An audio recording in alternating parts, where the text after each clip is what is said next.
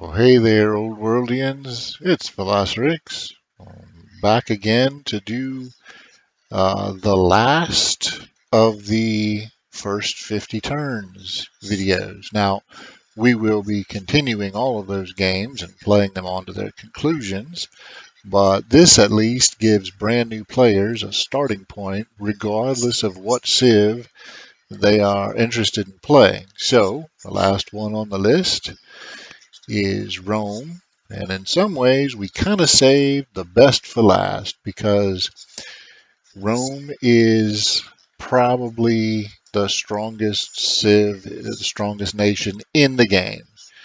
Everything about this group is just geared to kick barbarian ass. Well, to kick everybody's ass, but starting with the barbarians. So as you see here, the all Roman troops get 50% more XP during combat. They get an extra point of movement as expressed by the fatigue limit increase. And every Roman city, regardless of family, gets 2 extra training points per turn. And even their shrines are geared heavily to combat. We get a Shrine of Mars with more training, Shrine of Vulcan, more training. Venus gives some growth, and Vesta gives some money. But so yeah, this is basically the ultimate war Civ. And in terms of special unit, these guys aren't what I would call flashy or showy, but they are super strong. Uh, they can they have additional defenses against ranged units, and they can basically just stomp the crap out of pretty much anything they come up against. So super strong. Oh, and they start with the champions family, which is amazing. So let's just fire up a game and see what we can do with them. Playing with Rome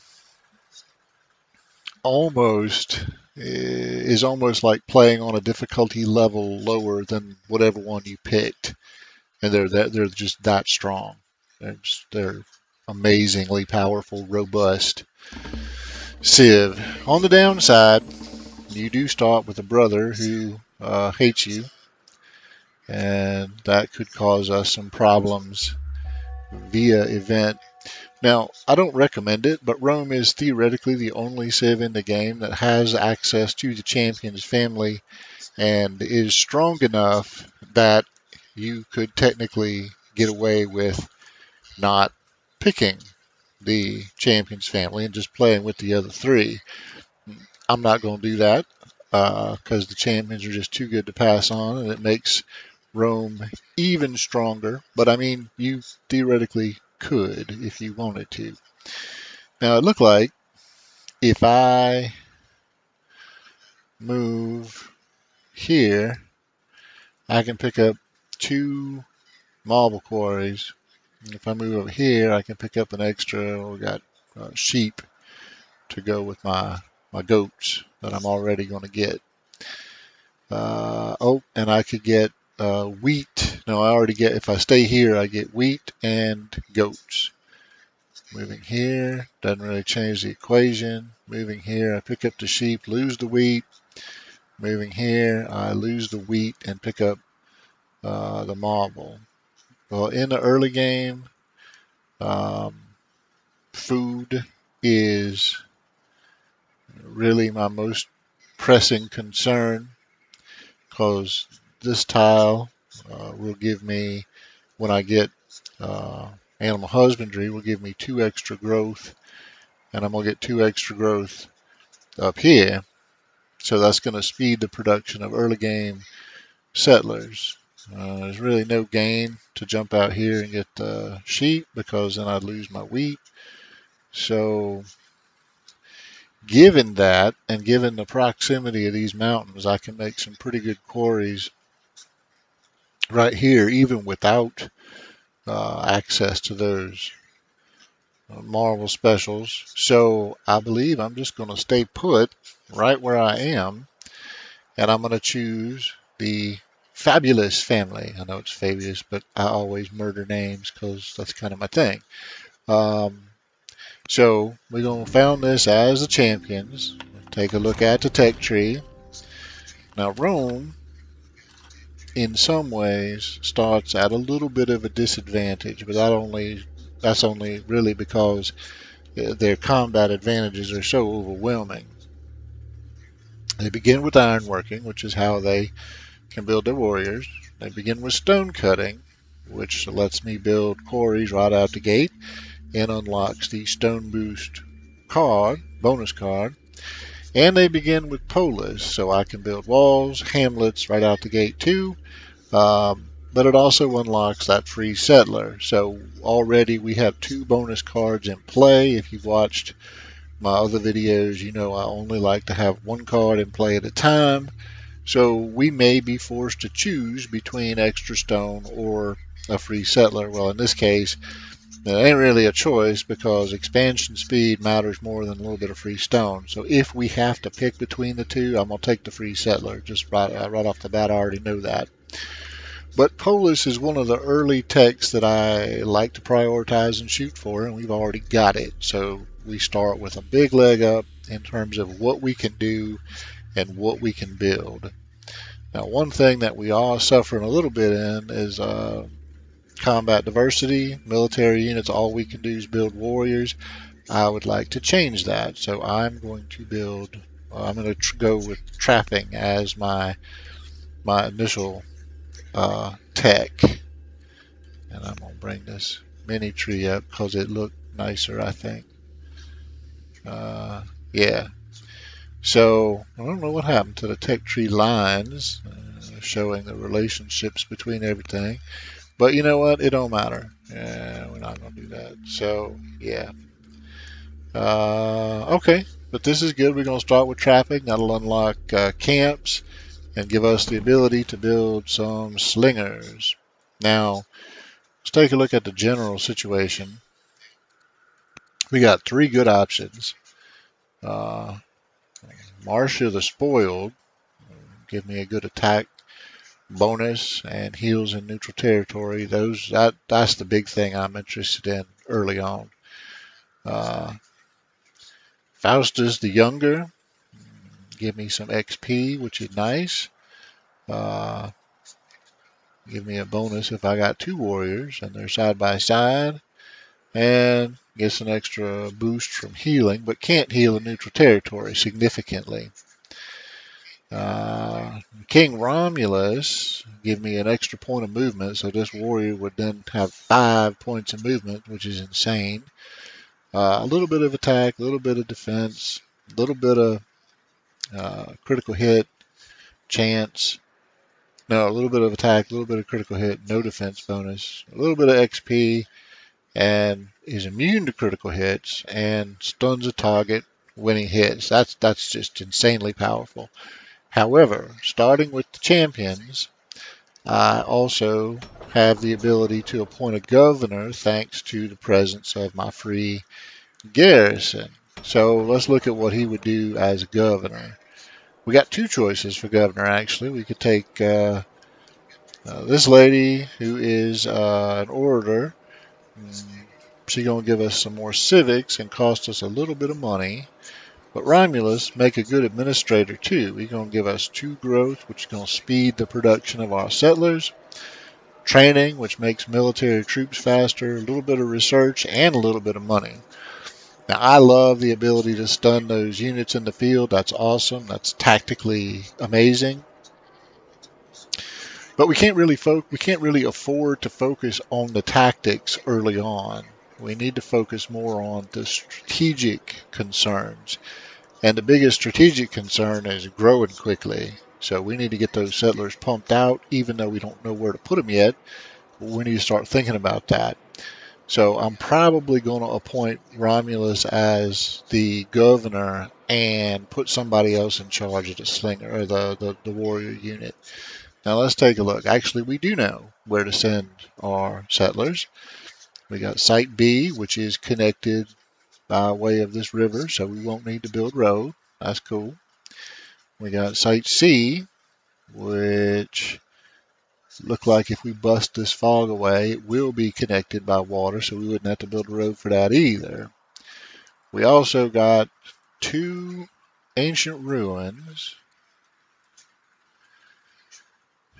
and we know where barbarian camp is. So, man, what a great start for Rome. I mean, we got options out the wazoo here. We only got 7 orders, so obviously we're not going to be able to do everything we want to do in one shot. But the first thing we're going to do is get this worker going on this farm. That's going to take up all but 3 of our orders. And the second thing I want to do is I want to get my warrior on his way out to this barbarian camp. But I don't want to use all my orders to do that, because I do want to assign a general, and preferably this lady right here who can heal in neutral territory. So that way next year we ought to be able to just start wailing away on this camp, and yeah, so that'll give us uh, a leg up there. Now, I did not have enough orders left to move my scout or appoint a governor. So those will be the top well, the appointing the governor anyway will be the top priority for next turn, because we want to get that growth factor going and help speed these early game settlers along. Very important. We have to grow quickly.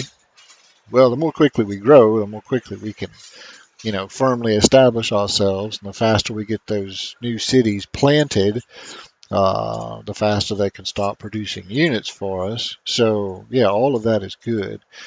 I didn't do a family survey of the other choices, but I'll do that when we get our settler coming out then. So we'll still take care of that. But for right now, this is all we can do. So let's hit end turn and see what the game has in store for us.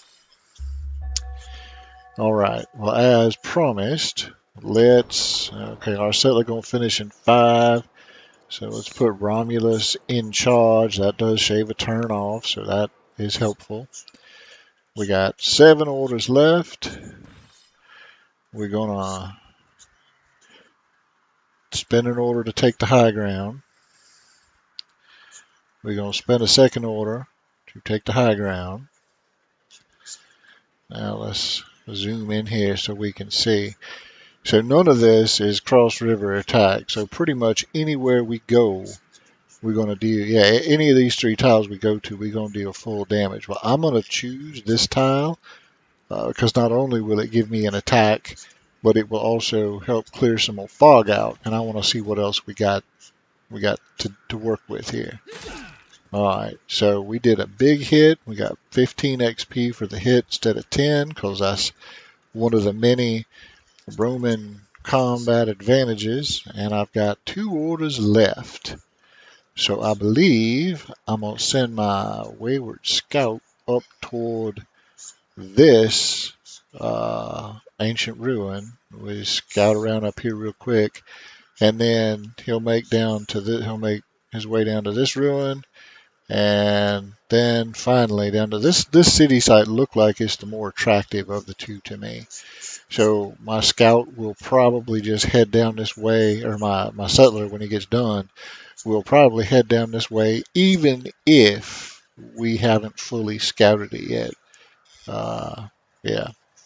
And actually, we may wind up settling this first so we can put the warrior back in the field and do something with him, and just leave these guys for later. That's probably the better move. Yeah, that's what we do. I'm not quite awake yet, so yeah, I'm kind of piecemealing the strategy together as I'm waking up. But so for starters, let's move our scout up toward the ruin so that next year we can scope it out and see what we got. Now, he is going to hit his back, but we are on a good tile for defense. This urban tile give us 25% defense bonus. So we're not going to take very much damage. And as you can see, next year we're going to just about wreck him. So we'll actually destroy this camp, take it over, before he can even spawn reinforcements. We only have to fight this one guy, and we're gonna kick his ass. So, oh, and you can also see by highlighting, putting the mouse over it, that's how much damage he's gonna do to me on his turn. So very little, very little. We don't have this. This is a lopsided fight, but most of them are with Rome because Rome just kick everybody's ass. So, yeah. And choosing the champion's family, of course, that gives the starting warrior um, an extra 25% against on attacks against the barbarians. Now, if I move to the scrub, I can get the same defensive bonus as I have here, uh, and that'll reveal a couple more of these tiles. So I'm going to do that. I'm going to kind of explore while I'm beating the shit out of this guy. So we're just going to find out a little bit more about what's here and beat on him again. Uh, Meanwhile, Mr. Scout will come up here and okay. So we got graffiti. Mm, so we could display the graffiti, gain some culture, study the writing, get some research, or replace it with my mark, my sigil, and get 2 legitimacy. Well, of those three, right now, I am most interested in the research. I want to speed my way through as many of these early texts as I can. So, yeah, let's do it. And I've still got 3 moves because all my scouts get to move. Well, all my units get to move a shit ton of times, and this scout gonna get to move 3 more times. Um, so we're gonna take full advantage of that and scout around here. See this site? I mean, it's not horrible. We're gonna have some citrus, which doesn't really do anything for us till mid game. We got some silver. But this is not especially fertile land, and there's only just this one hill, probably in range of that. We're gonna get a couple of more mountain tiles. We got some good quarry sites when we found here, and a little bit later on we'll pick up this lavender. But there's really not there's really not a ton here that jazzes me up about this site. So that's relatively low priority in my book. I mean, obviously, I think founding on the barbarian site is our big priority because that'll we can move our warrior back off and have him go kick somebody else's teeth in. And in this site, the land looks like it gets a little greener down here, so this probably got some more fertile land for us. And farms and quarries around volcanoes are always super good. So yeah, this is probably going to be a decent site. This doesn't look all that exciting, but uh, we still got to drop a city there so we can free up the warrior. So yeah, I think the general thrust of our expansion initially is going to be to the south, and we'll pick this one up as we are able to. So for my last move, I think I'm just going to come. I don't like to make my last move in the open. I'm gonna hide. I'm gonna stick to the trees for my last move, and then next year we'll bust this fog and head south. Uh, okay, and I've got 2 orders left. Now I could try to influence Remus, but even if I improve my relations with him by 40 points, he would still be angry, and it's not going to remove that vengeful tag anyway. Now it could spawn an event. Hey, Spidey, how's it going, man? Pretty good. This is the last of the first 50 turns videos. I can't believe it. Uh, Almost done with that phase of the series, and then of course we'll probably pick up that Babylon game that we went ahead on and finish curb stomping the planet. So I don't think it would be of much value to try and influence Remus. I don't know that that's really going to get us a lot. One thing that I could do, however, is arrange a family marriage with my last two orders. We're probably going to wind up getting the oligarch as one of our marriage choices, and that would help because the marriage would increase relations with her. And yeah, so we'll see. We'll do that, and we'll see what it gets us. We'll see what it gets us, and that uses up all of our orders for the turn. So let's see what the new ten again. This guy just here's that horrible choice, right? So we got Marsha the Spoiled, who's currently leading the warrior, or uh, yeah. So was it Supicia the Younger, who's a scholar? Now she got 3 wisdom, and that would help bolster our research a little bit. So I think instead of marrying the head of the family, we should probably marry her. And this is that awful choice I was telling you about with the text we start with. This could happen, and sure enough, it did. Well, of the two, it just seemed like this is far and away the more valuable. So as you see, the marriage increased our relations with the fabulous family. Oh, and by the way, as is tradition when I play as Rome, one of the things we pretty much uh, got to do is, yeah, gotta change his name.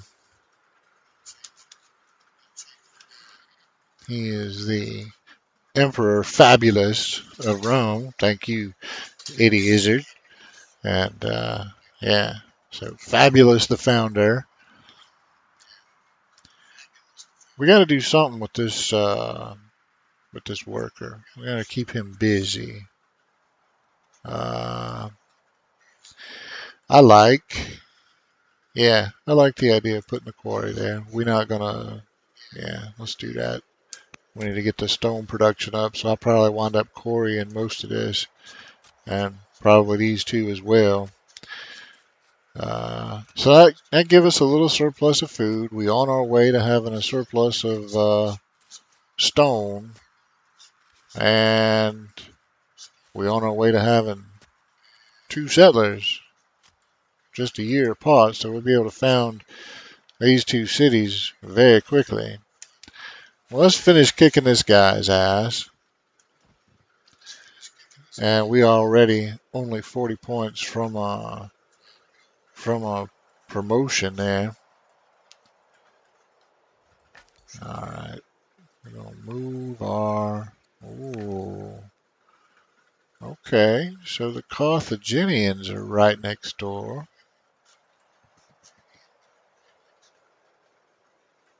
Well, I'll tell you what, this site suddenly became a lot more important because I don't want Carthage to steal it. They're not real big, so we don't have too much to worry about from Carthaginians. But yeah, I don't want them to take this site, so probably I will found here and here, and we'll save this site for a bit later on, just based on the intelligence that we have now gleaned from our scout. Good information, and it changes the picture. So let's keep on. Ah, look at that. We can get a trade deal now, and that will, well, okay. It brought relations to 0, but that worked for me. I mean, it's a step in the right direction. Oh. Oh, and look at what we just found right here. Now that is a thing of beauty because we can move the scout down, pick up this ruin, have him camp out on the city site for us, and our stalwart warrior can begin heading north. And Yeah, I'd love to be able to take that site right out from under the Carthaginians' nose. That'd be awesome. So let's see what we can do about that. Uh, tell you what else. Let's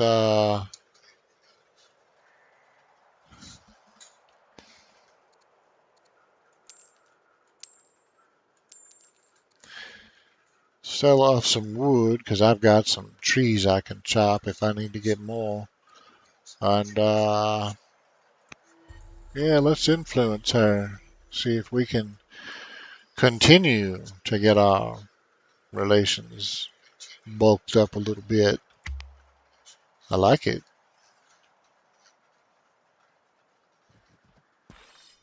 Oh, look like she's already making a play for that camp. So we got to hurry. Okay, we can't be dicking around.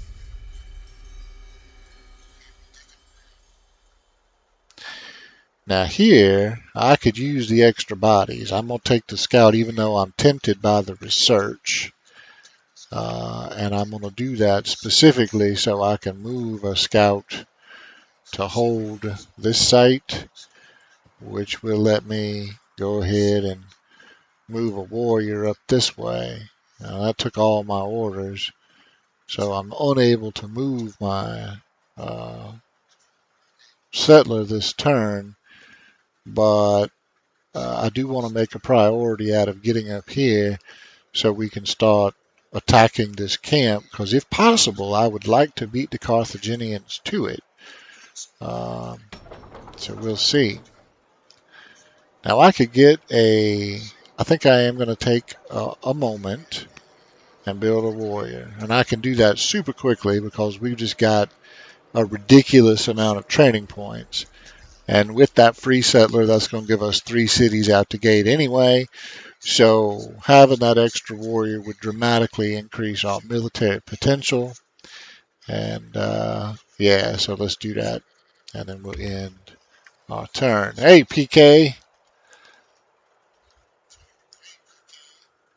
Yes, the scouts are excellent for just holding on to sites, and with a couple of extra scouts, I can actually do some early game harvesting if I've got an order or two left over. So that's pretty awesome.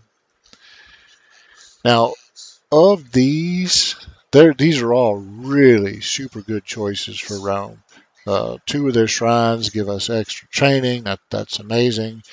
The roads and the law would be awesome. We already have a couple of different tiles we could put into practice, put into use with pasture, and of course, lumber mills are just good all around to start. The quicker you get them put into service, the quicker you start building a good surplus. But of those, I think I'm more interested in animal husbandry. Uh, so this is going to give me another 4 growth in Rome, and that's going to just help me crank out settlers even faster than we already are. So, and these first few cities are all going to be road or connected to the trade network anyway. So, yeah, I'm kind of gravitating toward animal husbandry just for the practical effect of the extra growth and getting our hands on it. Now, I can move him all the way up to here. I can't take any of the better. Well, it's not a good tile. It's not a good tile. I'd like to get here eventually, so I think I'm going to move here. And let's see. Okay, so Carthage has already started beating on this camp. See, I don't want to launch that attack because I don't know whether these guys are going to shoot here or whether they're going to shoot at fire on this unit here. Uh, the trees aren't offering him any protection whatsoever from this infantry unit. This guy will probably come down and attack here. Don't know what this one's going to do. Man, I wish I could tell my warrior to like pull his punch or something so we didn't do quite that much damage. Because this guy, he's going to deal 2, and this guy going to deal 3.5, 4. So yeah, we don't even want to attack, because if we did, and he moved this one adjacent, then he would capture the camp. So I want to be there, but I don't want to attack. I want to try to snake this side out from under their nose. Um, so we're gonna see what we can do about that. I'm gonna move my settlers. Yeah, okay. And unfortunately, that's all we can do. So I was not able to give my worker another assignment, which is a pity, but limitations of the orders, number of orders you got. I always take caregiver because I like the civics. Okay, so I kind of screwed myself because both of these units wound up firing on the infantry here. So now I'm in the same boat. If I attack, they can definitely kill it and take the site, so I don't want to attack. So we're just going to wait and see how it develops.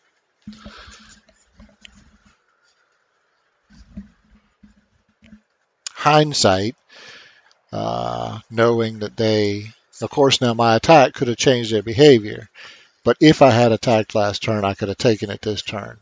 Of course, it's also possible that if I'd attacked last turn, they would have changed what they did and come down and taken it anyway. So, I don't know. Don't know. I'm going to move my scout just off this tile for a minute. And so the other families that we could pick, Claudia's family, landowners, if you can buy tiles in the family seat, that's pretty handy. They get faster rural specialists, which is cool. And they get 2 extra citizens right out the gate, which is also handy. Um, Valerius, they're the patrons, extra culture, extra civics.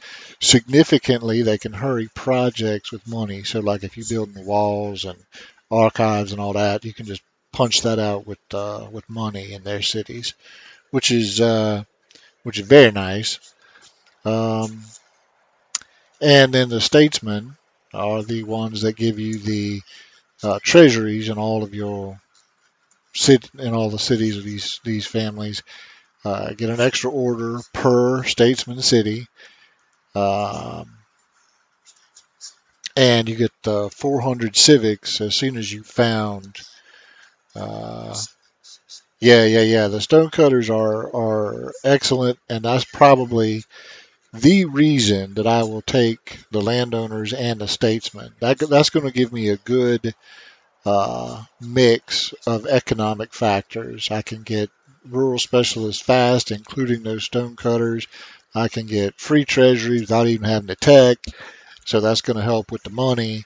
So really, any of these 3 in any combination can work depending on how you play the game.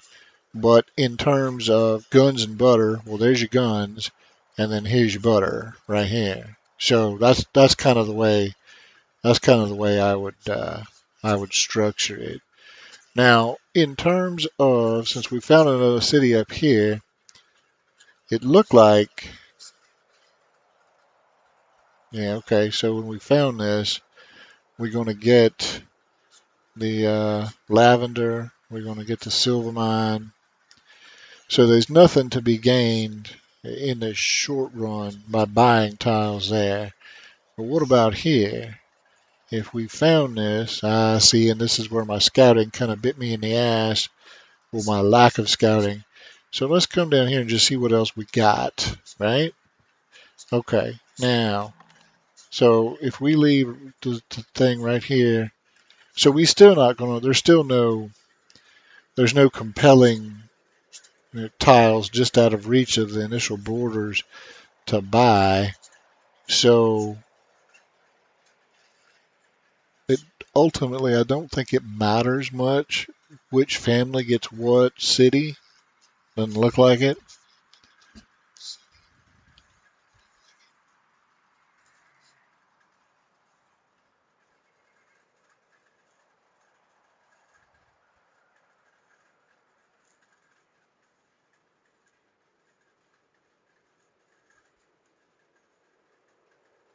So you saying we should do the Claudius and then the Valerius, the patrons, rather than the statesmen.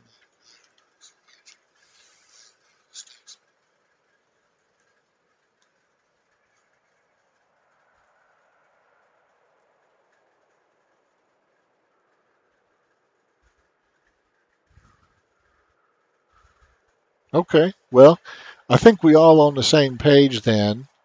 Um, so yeah, my three families will be the champions, the Claudius, and the Julii. So we're going to found as the landowners here, and I'm really liking what I'm seeing here.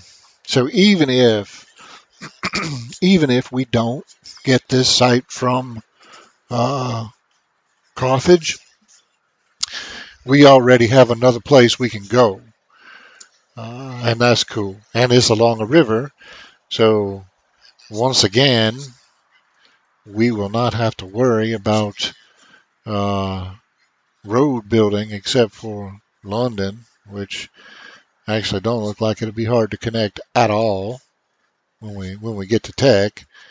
So that's pretty simple.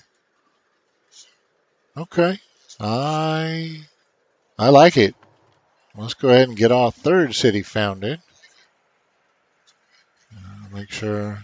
Yeah, okay. So we found it as the landowners. We're going to found as the Julii. And we discover the Danes.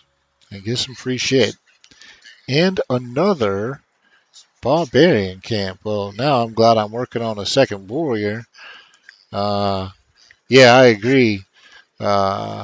The champions, you almost got to start with the champions. I mean, that's just goes without saying.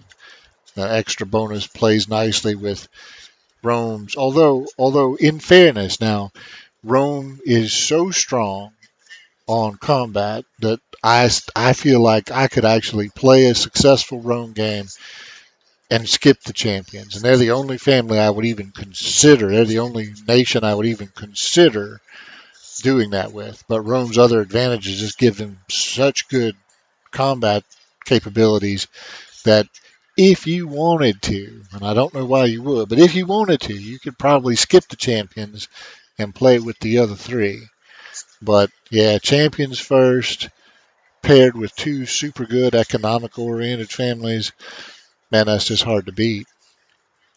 Just another reason Rome is so freaking strong. All right. Well, having done this, got all three cities up and running by turn 8. Uh,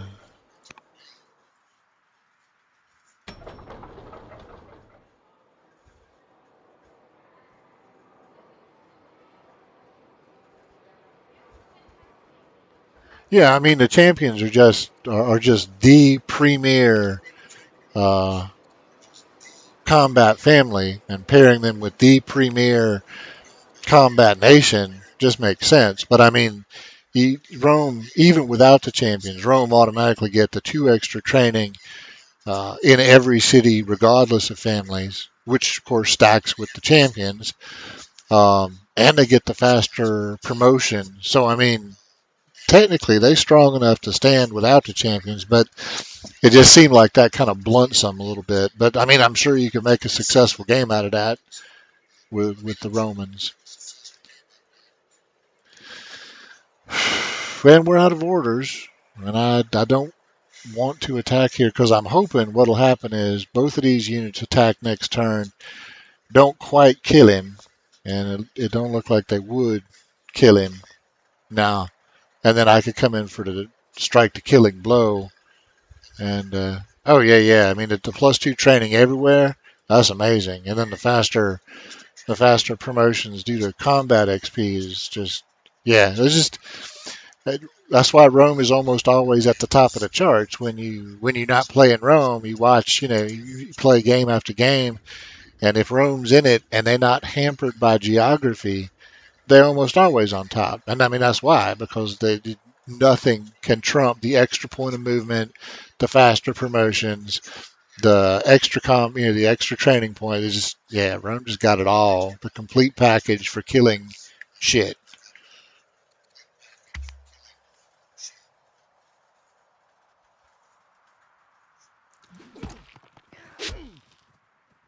Okay.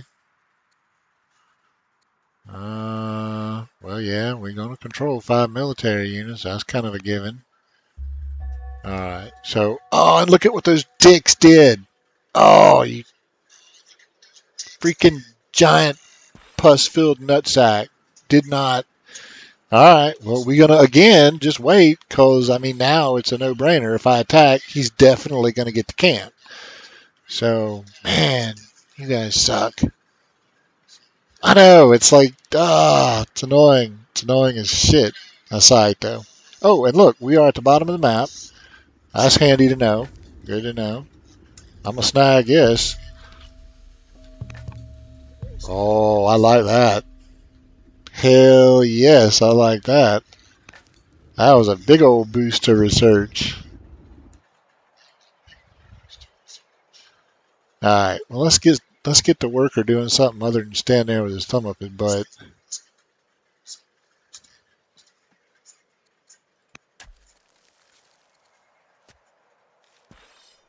Yeah, I know. Well, I'll tell you what. Let's shit. While we standing here waiting, let's go ahead and make you hit a little bit harder. I should have probably healed him too, but or well, healed him last turn, but that's all right. Let's see. Well, I got 6 orders left. What do I want to do? Well, I tell you what we need to do. We need to get one of our scouts over this way. I don't know, can I? Let's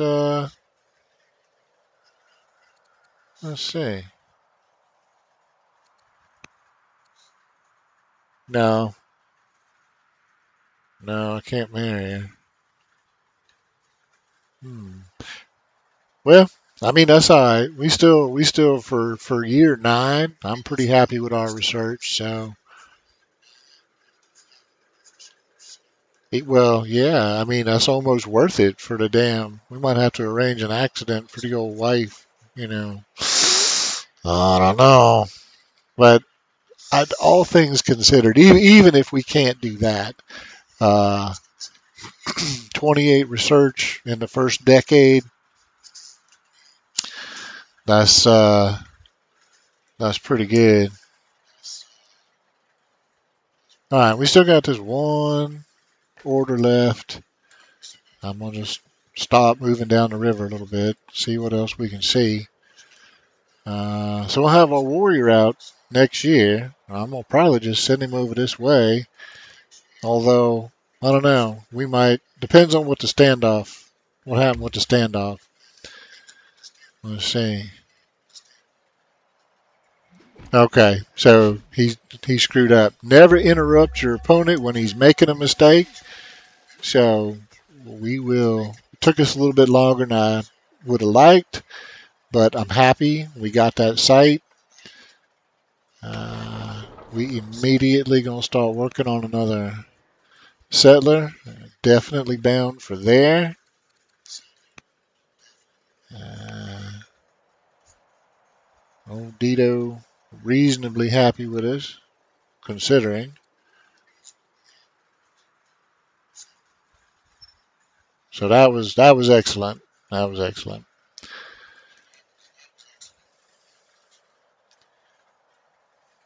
Now,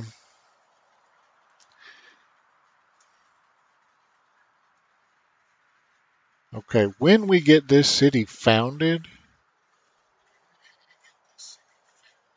Yeah, because we got two good sources of food.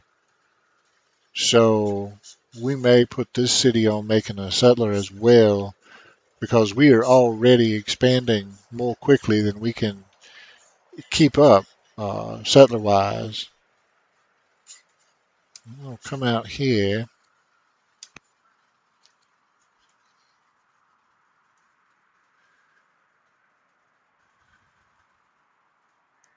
Now, Moss is already leading the warrior that we just attacked with. He's the governor. So my choices are between Faustus the Younger, give me the 6 XP per year, little neg on the defense, very, very minor attack bonus, or our new minister, which give me a big defense bonus and the same 6 XP a year. Well, under the circumstances, since if these two warriors were together, I would definitely take Faustus. But since I'm using them independently, seemed like our minister is the right option. So we're gonna do that. We're gonna Mathana. Okay. Hey, that's what I was looking for. Another forest over here I can hide in. All right, so it looked like, and we'll bust the fog away next year, but it looked like the best approach to attack this camp is straight up here and into this tile. Now, I can't tell. Surely this is not the only urban tile. We'll have to check that out more closely next year. But yeah, we basically gonna shove this warrior right down his throat.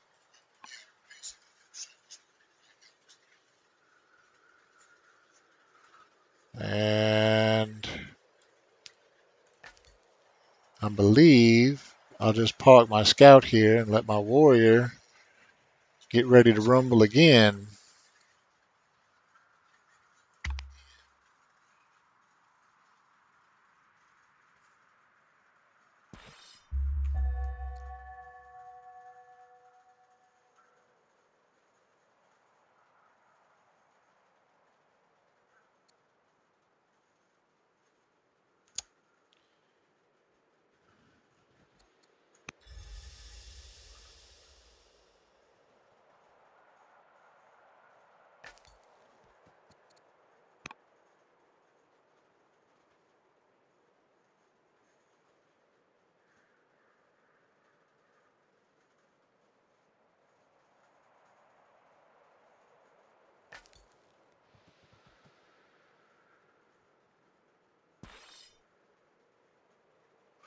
Now the good news about this fight is, so I'm gonna come here and I'm gonna beat the hell out of this war. This what do you call it? He's a skirmisher.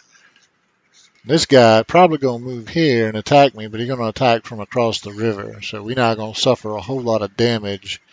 And with my general's defense bonus, we're carrying a 28% defense bonus with us. So that's as good as standing on an urban tile, even though we're just standing in the open. Now, it'd be even better if we were standing on an urban tile, but they're not one here, so we're not going to cry about it.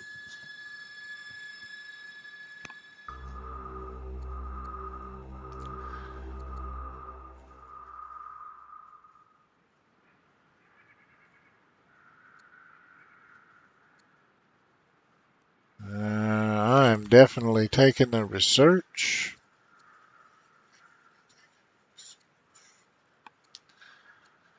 I have I have the food boost card, so I don't want to take spoked wheel because I don't want to unlock another freebie.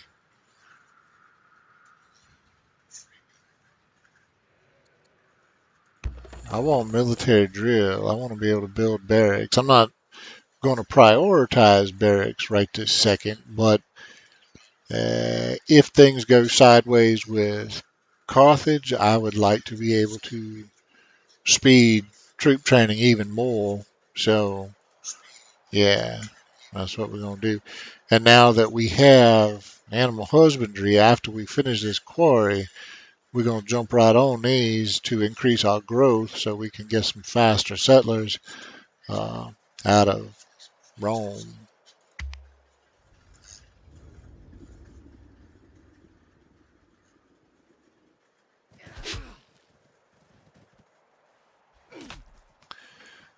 All right. I'm going to take the legitimacy hit. Ugh, okay.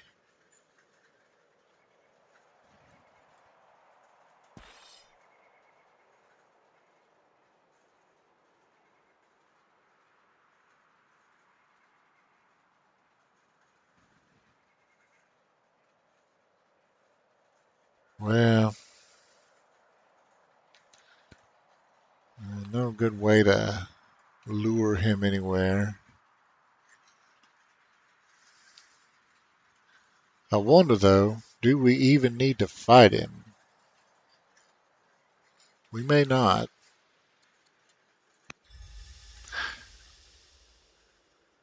I'm going to try to avoid fighting him. He might be more interested in the city than in the warrior. And in that case, we just leave him be till we can get another unit to uh, deal with him. Now, over here, yeah, we're just going to have to keep things. See, if I move, well, I can't. Okay, well, I can't move, so never mind. We're just going to beat the shit out of this, take it, and I'm going to leave my scout in the area because after we do take it, we don't want to make cross river attacks and trade blows with this asshole. So we'll let the scout hold the site. We'll circle around and attack him nose to nose. Now, we both making cross river attacks, that would just slow the combat down. I don't really want to slow the combat down. I want to kill this guy and get it over with. Especially since I know there's another barbarian camp right there. We got shit to do, man.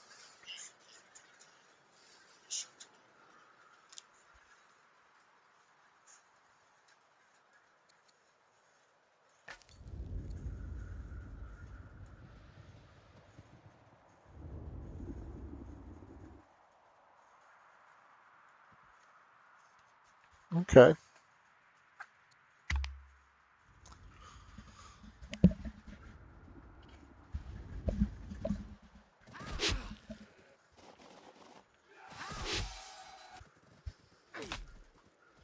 Hmm.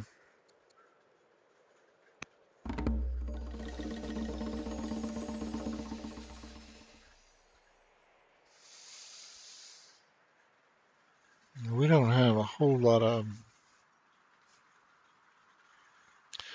civics to part with. We don't have a whole lot of that either. But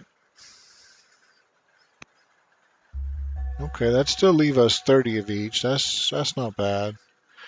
And I suspect that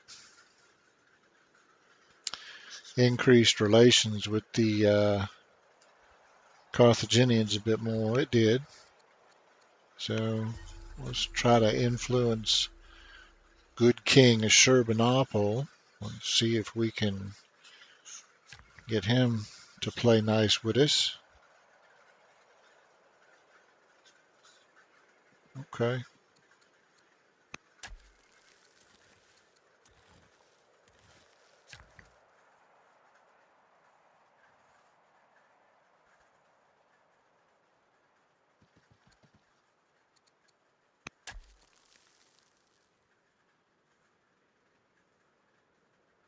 Yeah.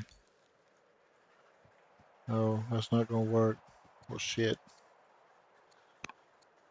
All right. Yeah. Maybe he'll attack the scout rather than the city, and then we won't ever have to stop to do any repairs, and it won't um, mess with our unhappiness. Yeah, okay. We got 4 orders left. That's not necessarily where I want it to be, but it'll be all right.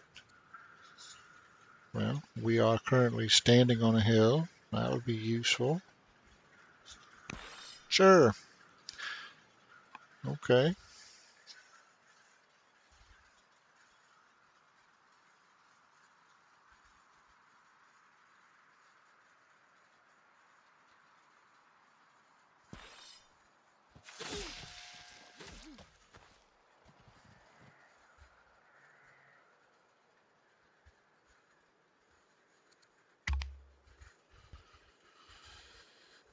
Got a lot going on. And I mean, it's only year 13.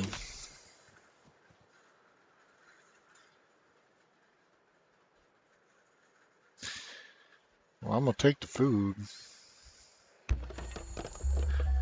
Even if we don't outright need it, we could still sell it or use it on an event or, I mean, any number of things.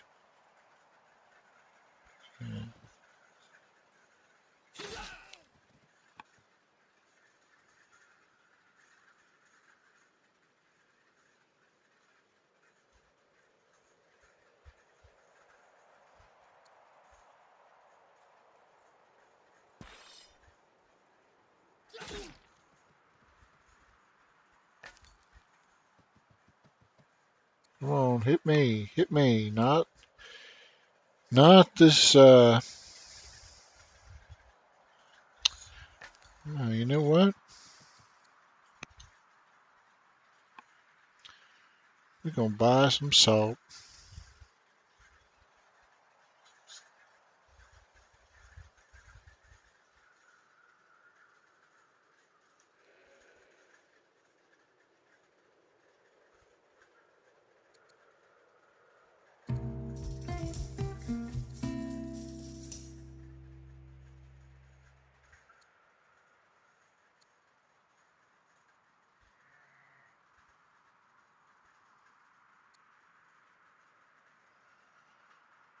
What I seem like an easy way to boost relations with the families.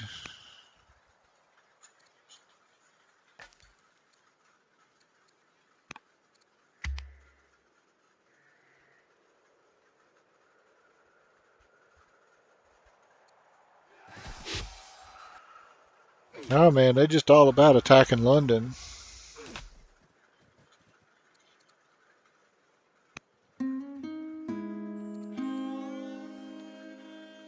Oh, now that's awesome. Hell yes, with the 35 research.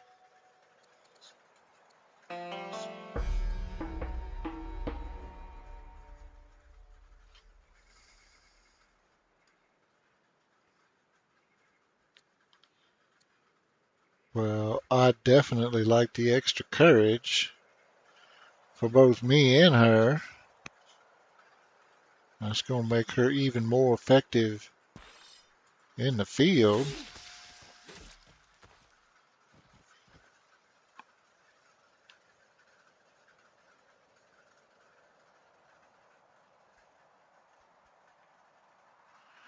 Yeah, absolutely. The chance to become educated is really too good to pass on.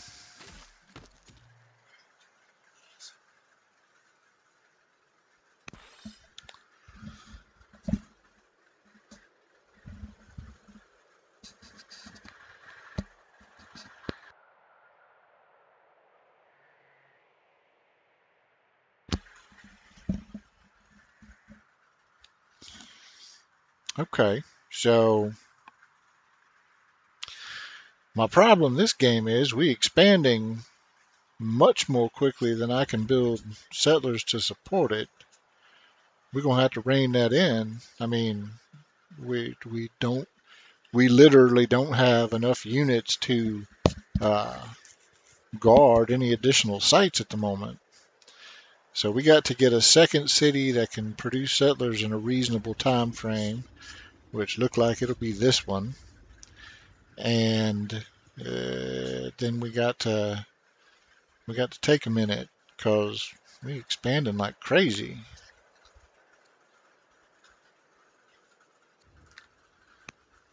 Shoot. All right. Well, we are running a slight food deficit, but that's gonna get fixed as soon as we found this new city. So we're not gonna worry too much about that. We are running a deficit on iron, and we'll mine here and then mine here, and that should fix that, as well as giving us some more money, which always helpful. Come on out here and buy this. There we go. Okay, sweet. Well, you just gonna stay put. Now, is there? No, I don't have a diplomat or any.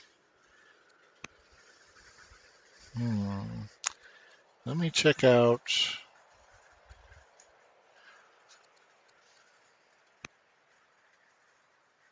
Okay. Can we?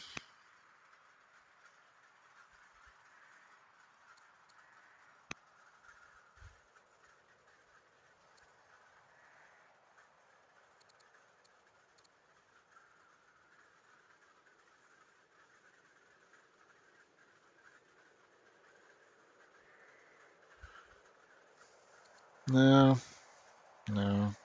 All right.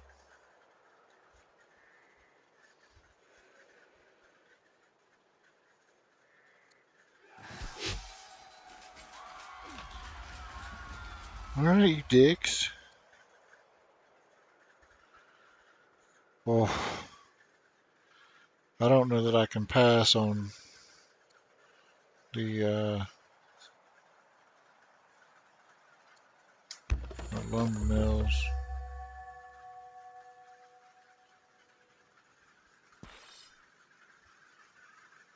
All right, so let's do the same thing here.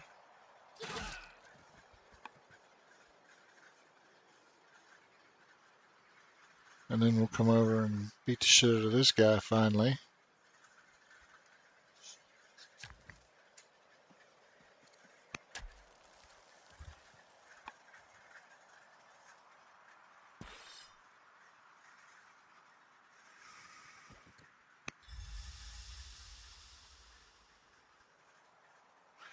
Oh wait, did I have to do that?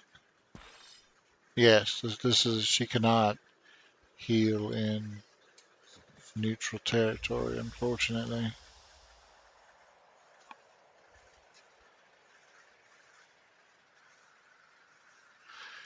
Finally, settler next year. That'll come in handy.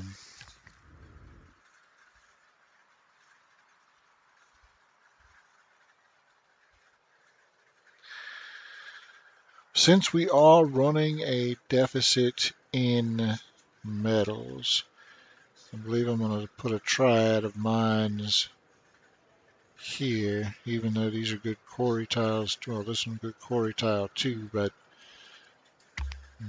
right now we need to bulk up the metal count, and that's a quick and easy way to do it.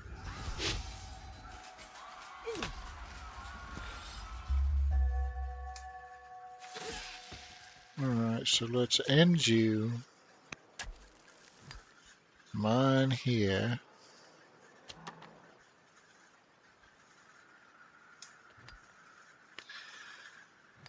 May do something else with that.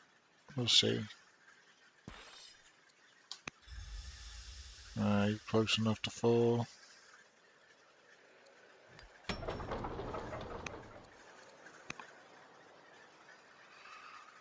Yeah, so let's go ahead and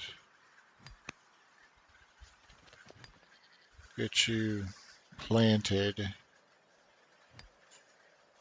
Now,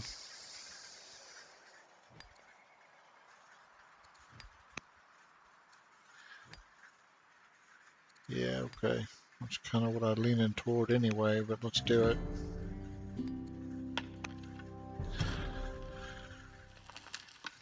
They're super, super thrilled with that. And we found some new Midians. Well, horse troops.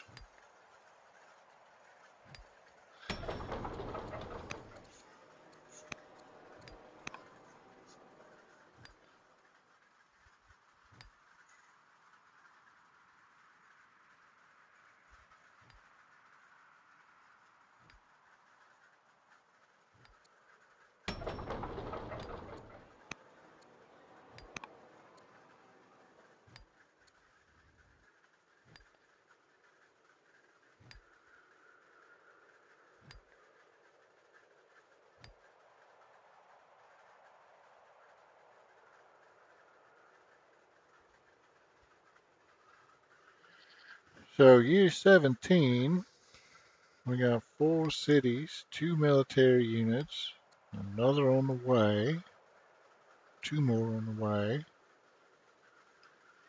and we still finding places we can expand into. So good news all around.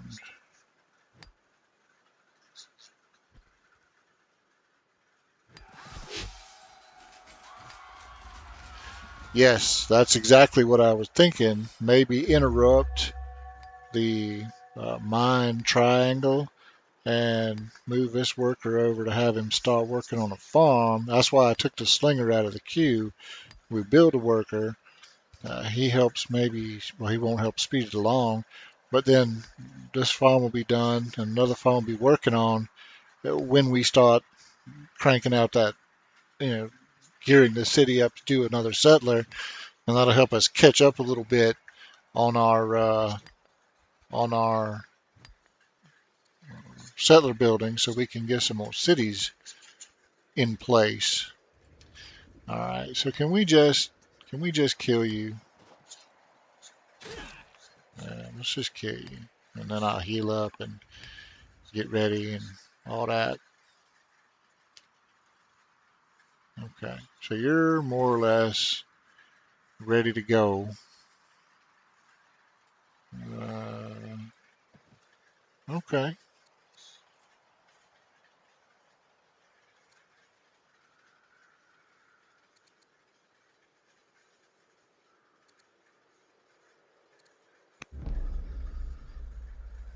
Yeah, kitty, kitty. Come on, you know you want to. Come on, do it.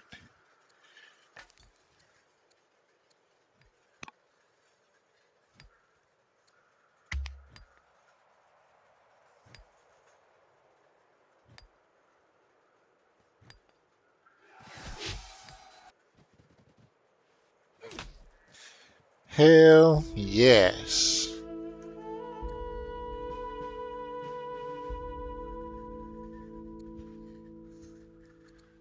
How's things? Oh, let's definitely. We'll just eat a little bit of unhappiness in Rome. Yeah, that's going to be very helpful.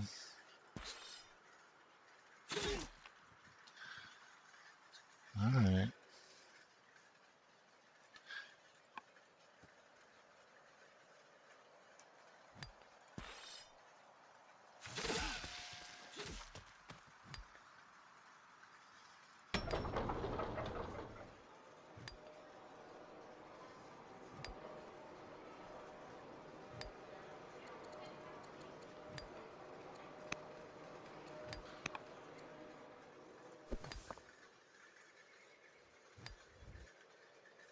Uh,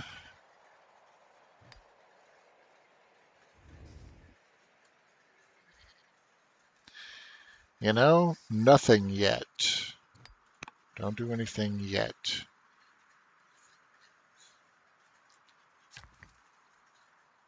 Okay. So let's see. We're doing pretty well money wise. We don't have a lot of spare food, but that's coming. We got a small surplus of stone that could stand to be improved. So,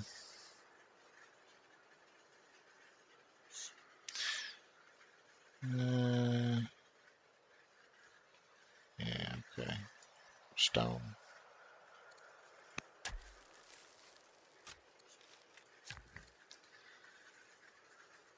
Mine.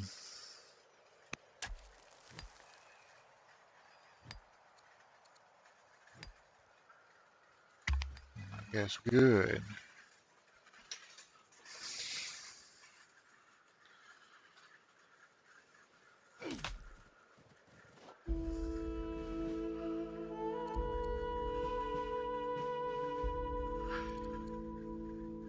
Rome is the only civ that I can see where they're strong enough that I am not especially worried about um, going to war relatively early.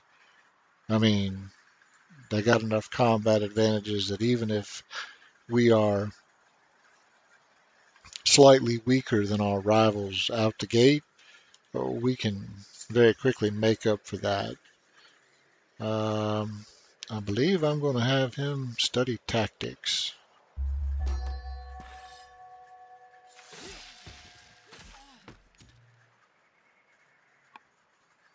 All right.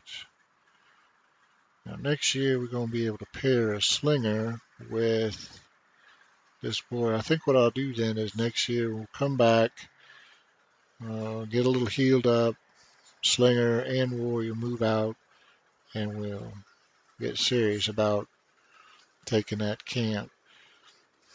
Settler wise,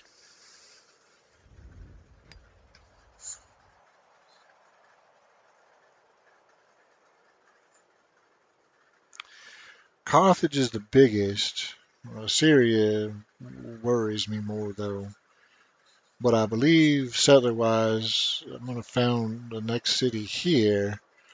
Uh, since we have already we took these sites specifically as a check against Carthage, and I don't want to get pulled off task, so I think I will found the next city here to complete that part of our check against Carthage. Now, ideally, we would also take on the Danes and really box Carthage into whatever is here. But at the moment, I just don't have the forces to do that, and everything else we do in two. So we just gonna have to wait on that.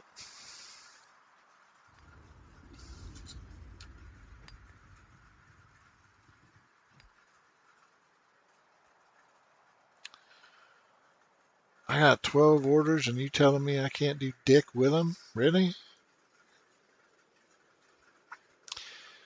Well, all of my scouts are tied up guarding city sites. Well, okay, but I could move a slinger out to pull site guard duty, and then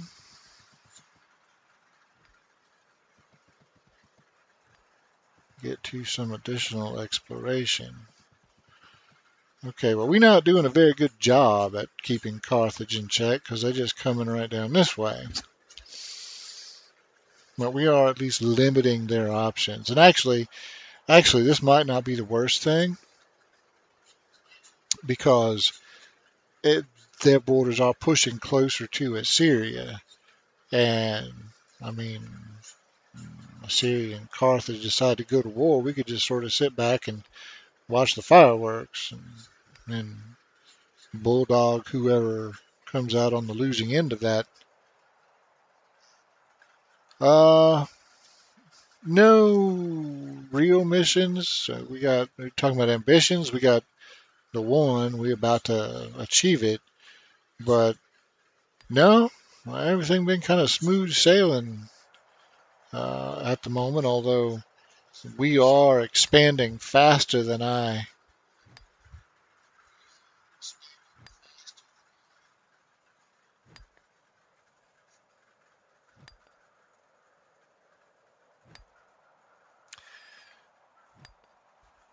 Hey, Blast Pop, and yeah, I hope you do give it another try. Um, no, I mean no hard suggestions in terms of how to ease back into it. If you played an early release version, then the bones are similar. There've been a lot of structural changes, but I mean, you won't. The game is not unrecognizable if you've already played an early version. But a lot of things work better and are uh, smoother, and so I mean it's just a more polished, uh, put together game at this point. So now, I mean, I would just dive right back in. Pick your favorite Civ. Rome probably the easiest of the Civs to play. So if you haven't played in a while, starting with Rome certainly wouldn't hurt you. Uh, Give you a good way to ease back into things.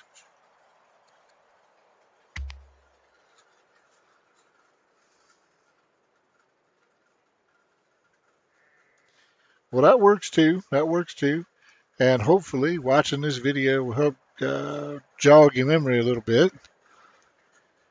Yeah, the Duchess is old enough to be tutored, but I don't think we got a scholar. I'll double check, but uh, no. Yeah, we're not gonna make our kid cowardly. Yeah, buddy, let's tutor him. Oh, look at us go with the two. Okay. Oh, yeah, she. Okay, well, we'll tutor him with the scientist. That'll pretty well guarantee you get a point of wisdom. That'll work. Can we get? Yeah, buddy. All right, let's do that. Let's get you out here, and we'll put Cinnamon the Vigilant in charge. Although I wish we had another slinger to pair up with him, but that's all right. Yeah, that's all right. We can make this work.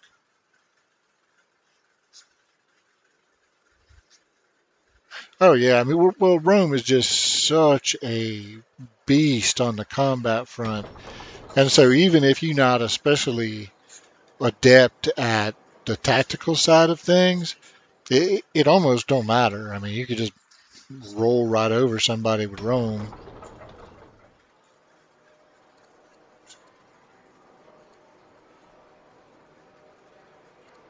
Uh, okay.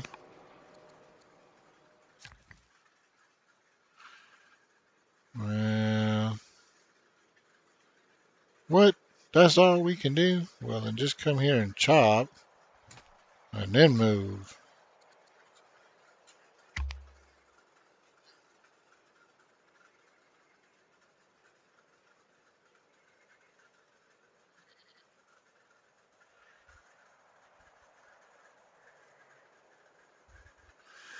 Well, now that's true. You start to get a little spoiled by the ease with which you can build military units, and then down the road you play somebody else, and all of a sudden you're like, wait a minute, where's my fast military?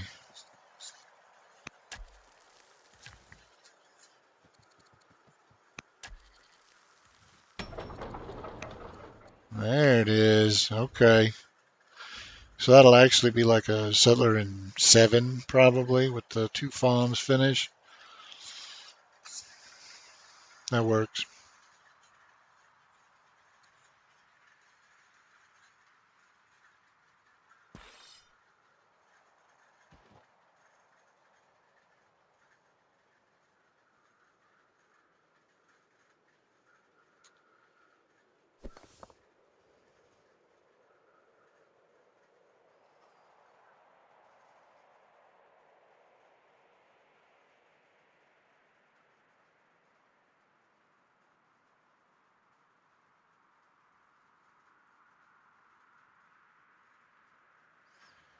Yes, there are. Yes, there are. And I do.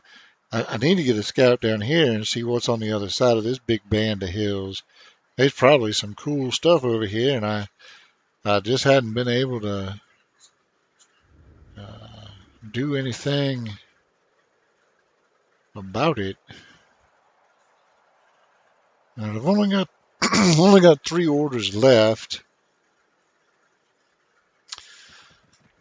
I'll move you out for starters. Get ready for an attack next year.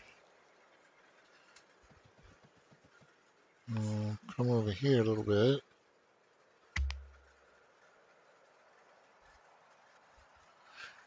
Yes, indeed.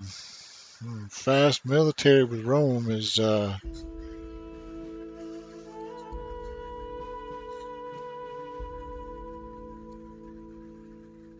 Oh, come on, give me Swift. That'd be cool. Yeah, buddy.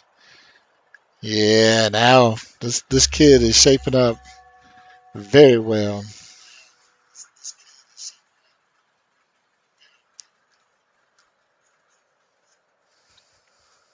Hmm. Okay. Well, I don't like going in blind, but I can't afford to pull my scout off to do any looking around. So, yeah, we're just going to go in blind. Yeah, right up in your face. Okay. And there's probably at least one reinforcement back here somewhere. And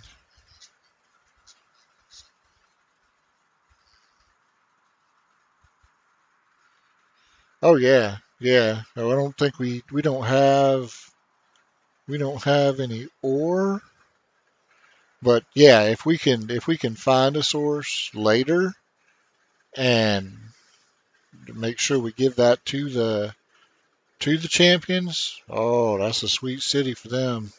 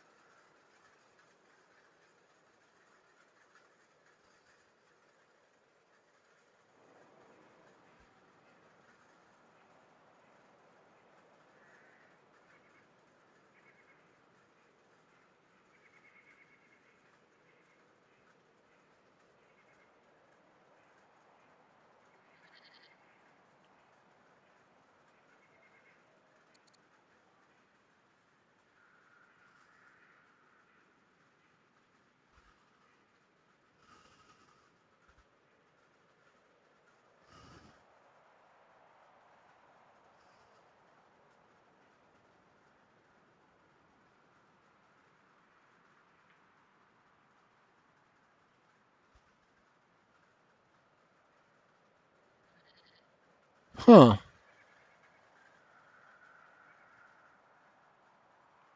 Well, I'm not seeing anything around the capital, but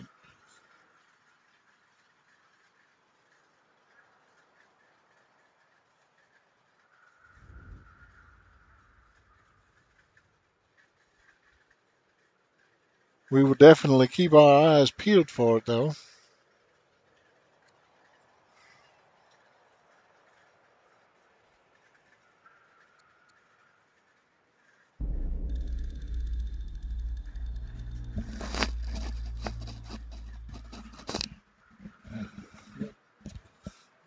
Brutal murder of the court agent Cinnamon. Well, come on now.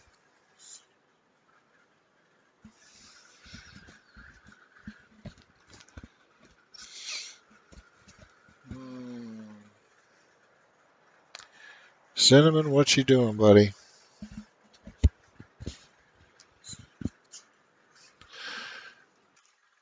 I can't say I like that very much.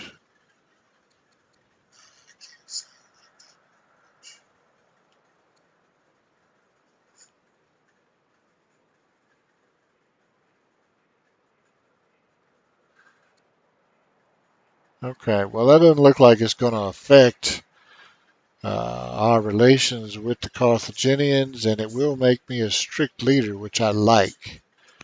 So, yeah, let's do that. Yeah, he was kind of a dick, man.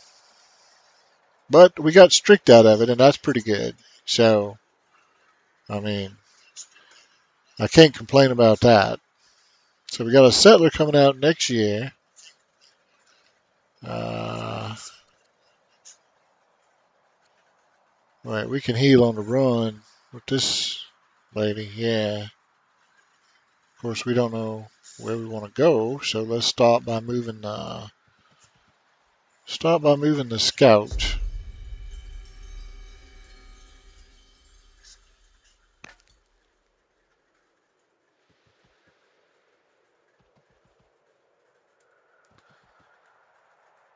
Okay. Getting a little crowded.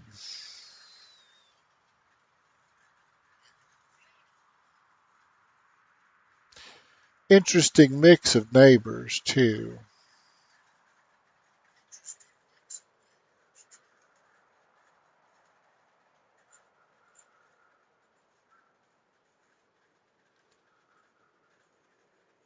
All right. Well, I think I've seen enough. Next year, I'm gonna. There are no expansion opportunities for us over here. So next year, I'm gonna take this scout and we gonna come over to the. We got the Lelantine Plain. We're gonna start scoping out some stuff over here. Because if there are some additional expansion opportunities waiting for us, they're gonna be over here, not right up here where everybody and the brothers already building cities right up against our borders. So, yeah, off to scout new frontiers and see what we can see. And I believe we're going to have to start thinking about the Danes. I need to get a scout up that way too, but first I need to get a settler out and free somebody up. This gentleman right here, for example. So in the meanwhile, though, I can move my warrior, and we'll at least start meandering up toward the Danes.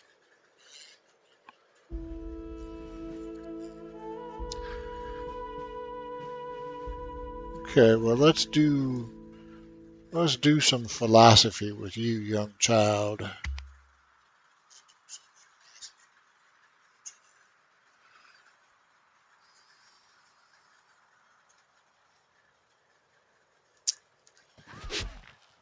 Man, y'all got nothing. What you doing? Oh, there it is. Get the ambassador cooking.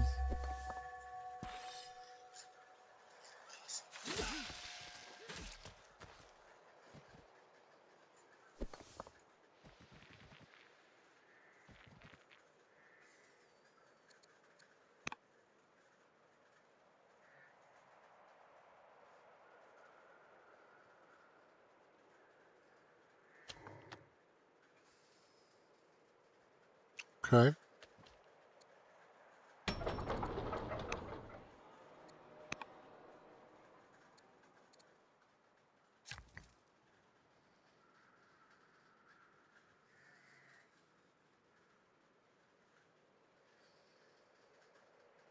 Hmm.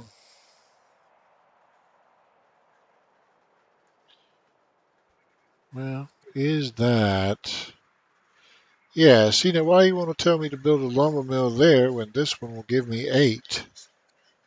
Yeah, let's back you up and do the 8.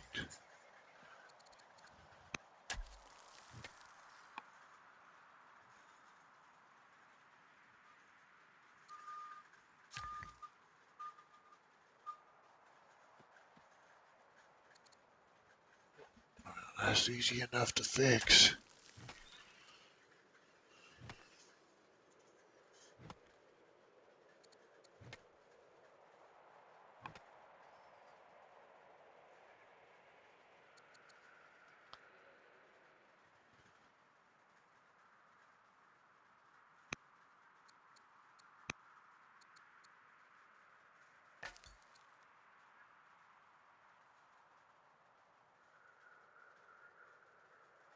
Now, is that the best use of the last of our orders? Well, we do need to scout over there, so I'm going to say yes.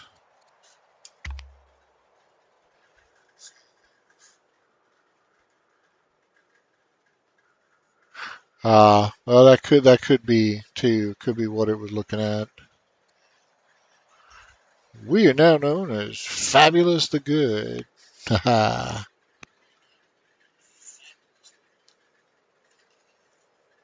Good job, Remus.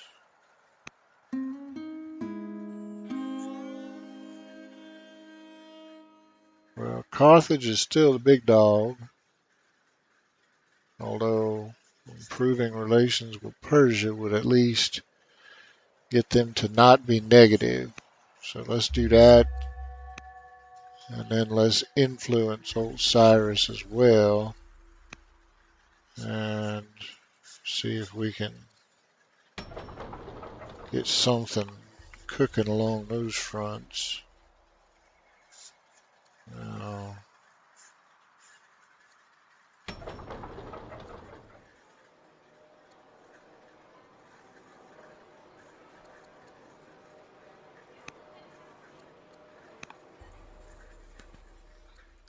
and I believe all we got to do is appoint 2 generals, right? So, I mean, it almost don't even matter.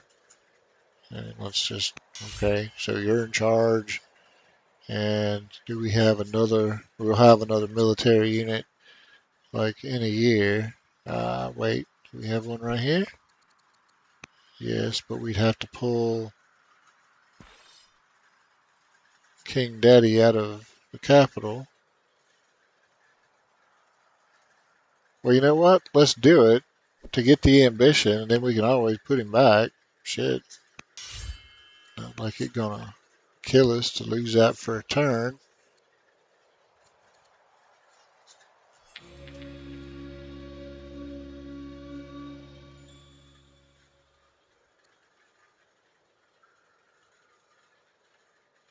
Uh,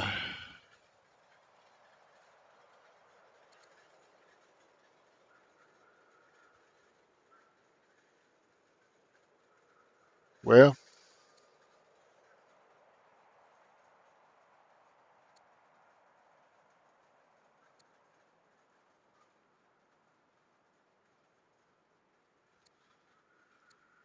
all right. I'll take the legitimacy hit for the kid.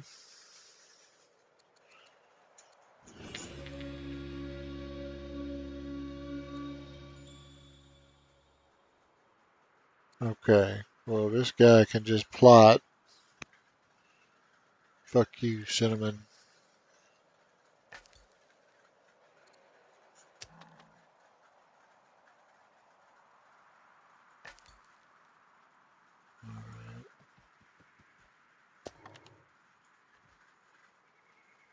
Now we got gold and silver. And yeah, just like the cinnamon archers. See, you got cinnamon archers, and then this guy is cinnamon. I'm gonna whoop his ass.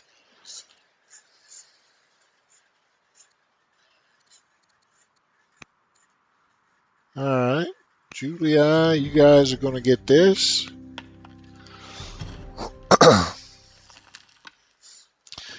Not bad, and we have found but not yet crossed the Rubicon.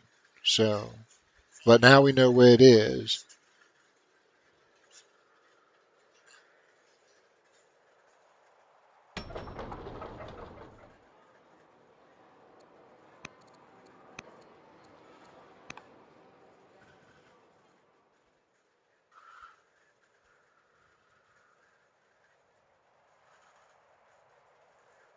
Okay, when's our next settler coming up? 6 turn and then 7 turn.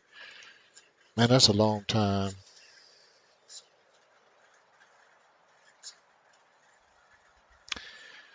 Okay, well this worker can get back over here, start improving London again, and then Activision was makers of popular video game consoles here by the Romans. Very little known fact: the Romans made the first video game consoles in their city of Activision. Um, so yeah, very good to know.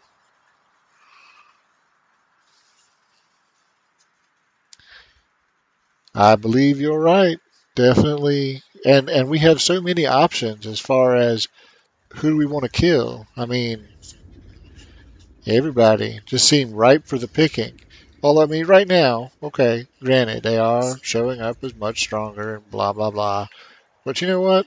This is fucking Rome, man. Yes, I love it.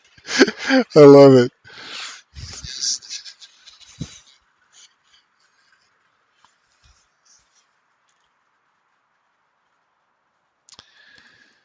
All right.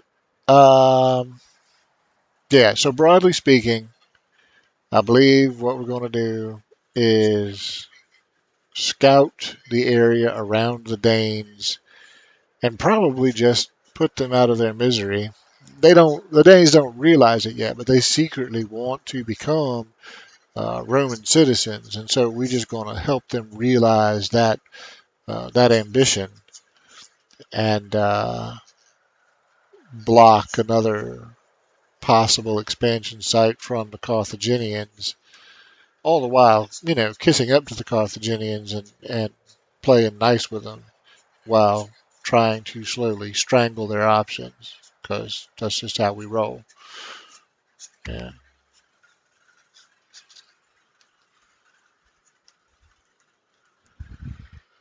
See, I love the chat of my little Twitch channel. That shit is awesome.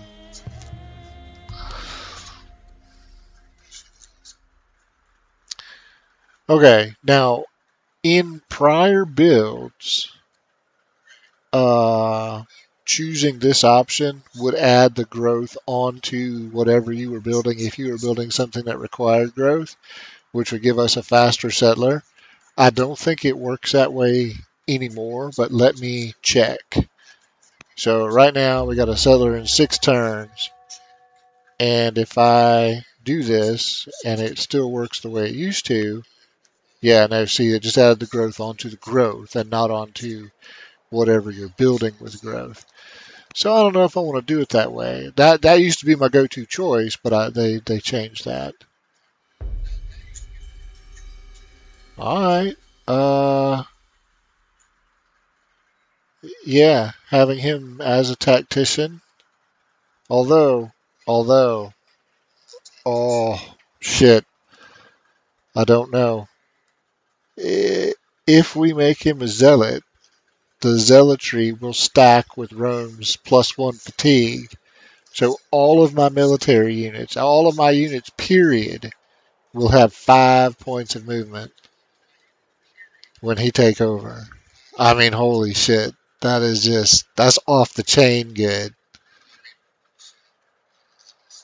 That is so tempting to make him a zealot just for that reason.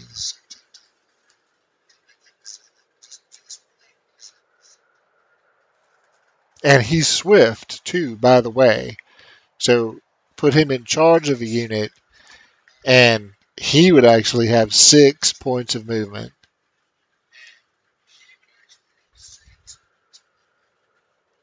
That is, yeah, I got to do it. I got to do it. He's got to be a zealot. That just opened up too many possibilities to pass on. I do not as of yet.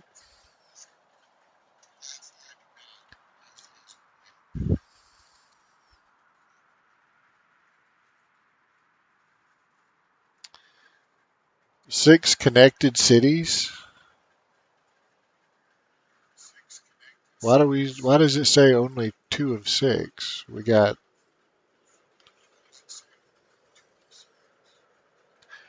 oh, because these are not connected. Why are these not connected?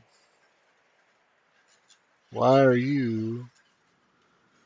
Ah, because that river doesn't go that way. Okay. But we build like two road tiles and then that shit's connected.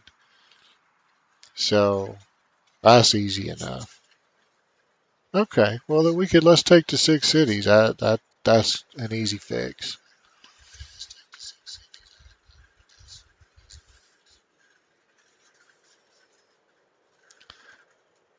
Yeah.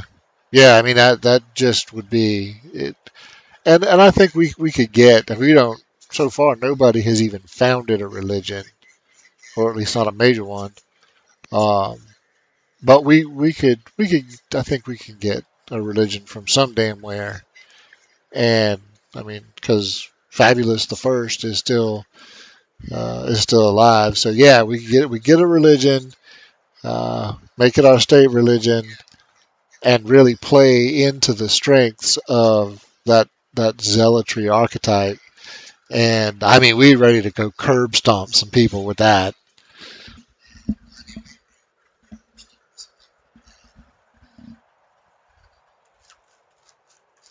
Yes.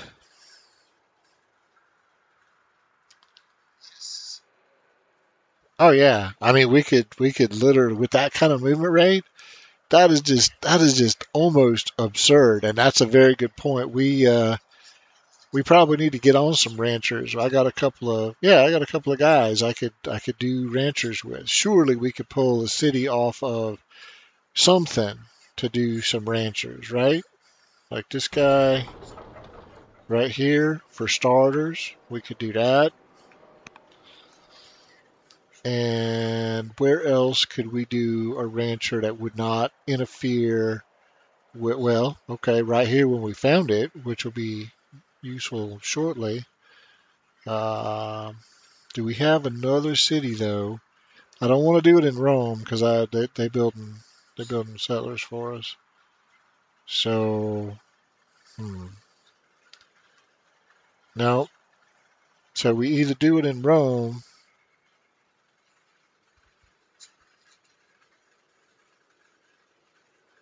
too. Well, it would be, except we don't have any. We actually don't have any shrines yet. But I mean, we could fix that easy enough, and we could control where we do that. Okay, so let's pull this off, and well, let's go ahead and start with. Uh, well, yeah, yeah, but we've only got this one, unless we want to do ranchers out of Rome, and that's going to slow our settler train down. But that's okay. I mean, we could. Let's see, where would we want a shrine of something something? Well, let's go here and just see what our shrine options are. So, Shrine of Vesta, that's the one that gives us per adjacent resource.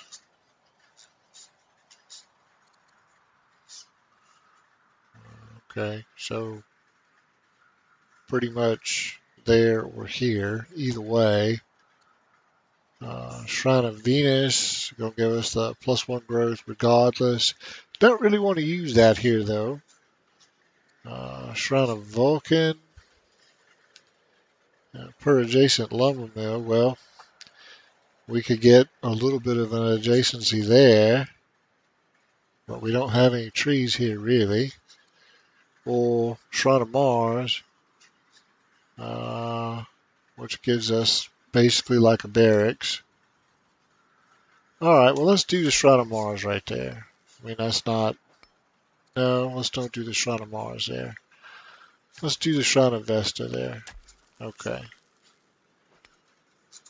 So we could do our Acolyte out of this, and then settlers, settlers. So we need another shrine up here, and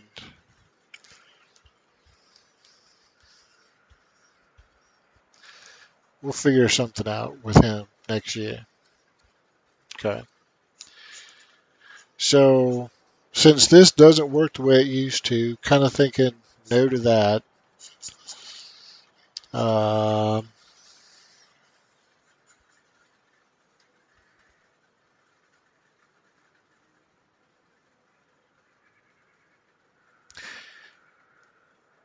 well, we were talking about taking a second wife.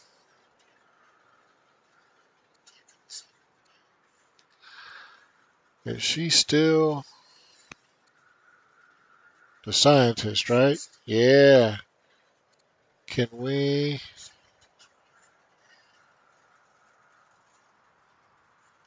Okay, so if I take this option, do I get?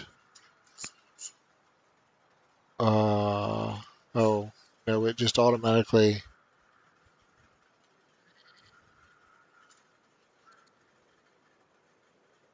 Okay, well then that's not. Yeah, let's don't do that.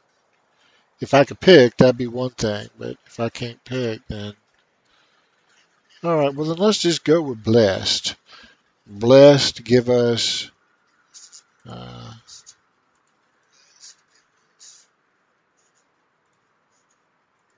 it doesn't say.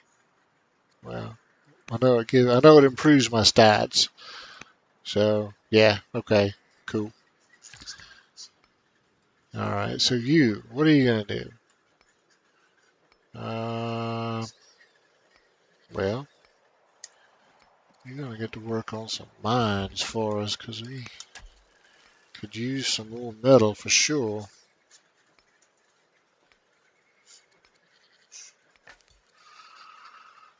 All right, let's get up here so we can start scouting the Danes out.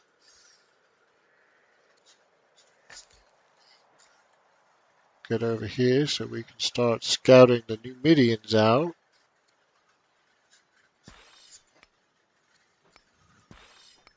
Oh, and I want to put uh, Fabulous back in charge of Rome now that I just did that to meet the ambition requirements. All right.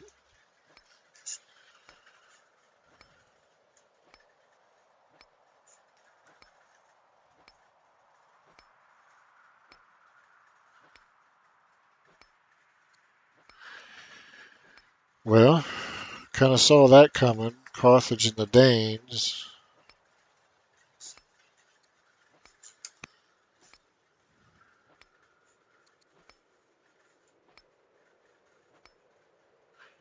Border boost card is in play.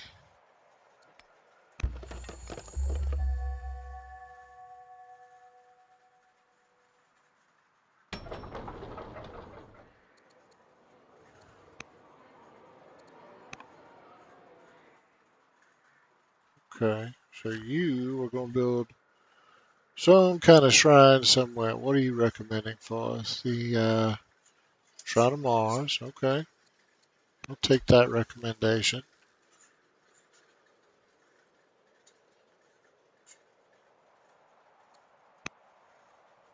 Now then, Faustus the Younger is too old. Nonus the Spoiled, Hurt Growth, too old. So, I think I'm going to go with Rhea. She got the traits that we need. Certainly not going to hurt relations with the Julii any. So, yeah, okay, let's do that. Now, Carthage has declared war on the Danes. So that means we got to quit dicking around and get up here and get our troops into position. But we also need better scouting so we know what the hell we are stepping into.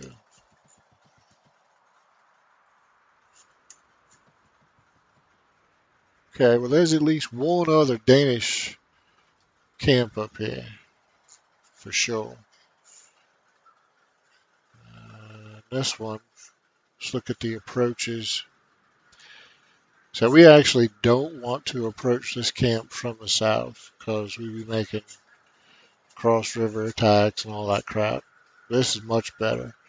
So since Carthage has already declared war, it is likely that this is how they will come at this camp, which is kind of how we want to come at the camp. So Carthage has an advantage here. We may not get this camp before Carthage does, but there's another opportunity over here somewhere. We'll scout that out next and uh, see what it is, see what it has to offer. Okay.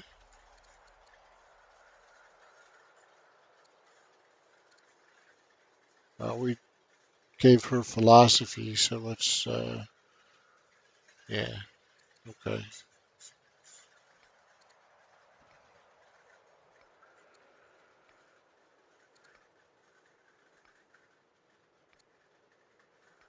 Uh,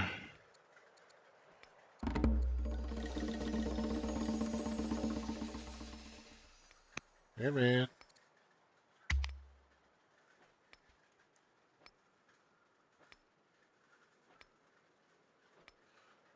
I can't believe we're only on turn 27. It feels like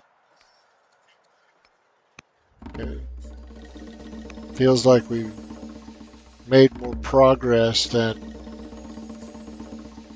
27 turns would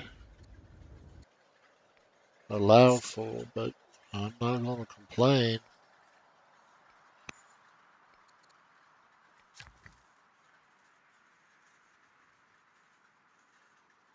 Okay, what do we need?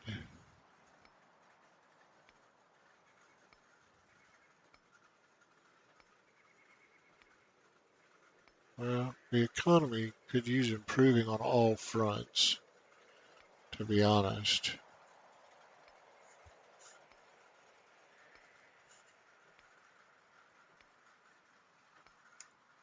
Alright, so weak Shrine of Vulcan, but it worked.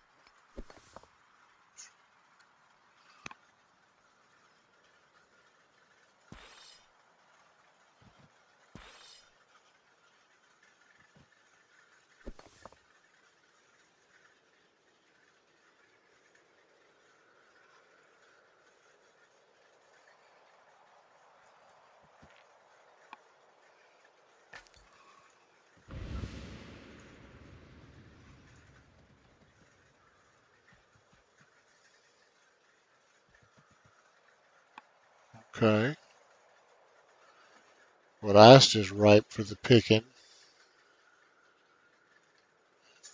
Did we? And neither of y'all can. Okay, but, well, next turn. Yeah, next turn. Okay,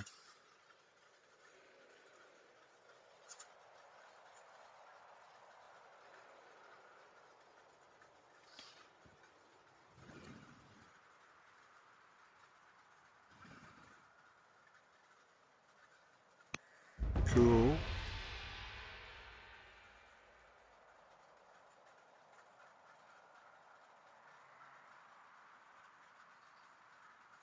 cool.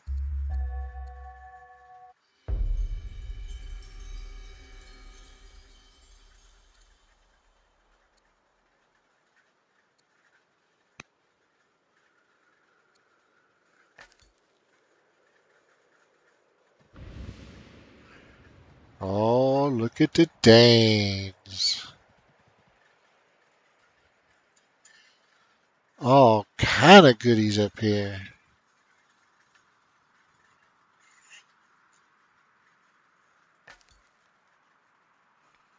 Alright, I don't know if I want to scout with you right now.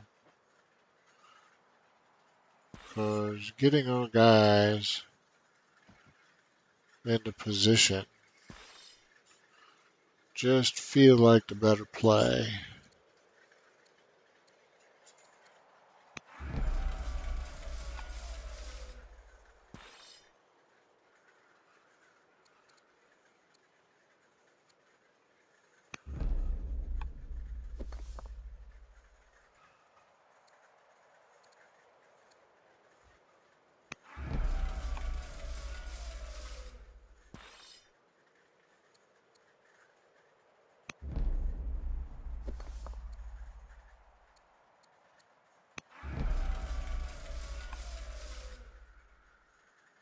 Okay.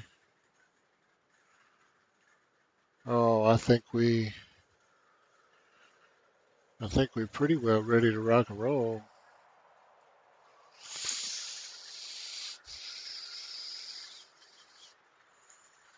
We got settlers close. Yeah, 3 and 2 years respectively.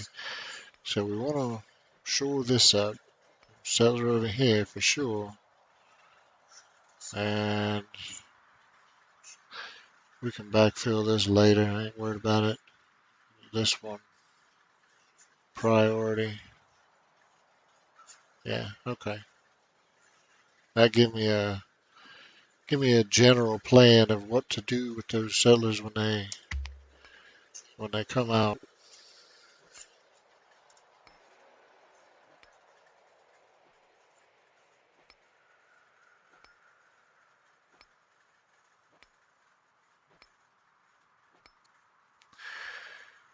Numidian outpost.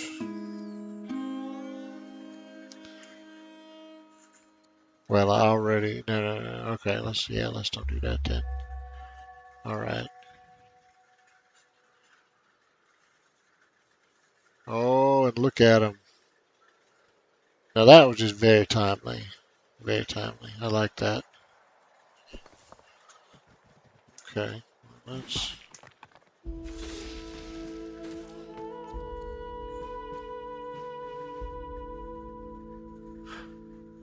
all we got to do is come up with 460 gold. We get a triumph, which will just add to our uh, military badassery. Uh, hell yeah. Let's do that.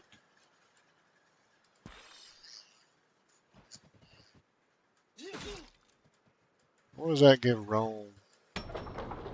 20 training points. And we don't even have a barracks. The barracks or the shrine of what's his face yet. We got nothing, and we got 20 training points. I love it. Fucking love it. Room is awesome. Alright, so we're just going, yeah, we're going to make short work of this camp. And we leave our least decorated warrior behind to guard it. And then we'll swing up and knock this camp over.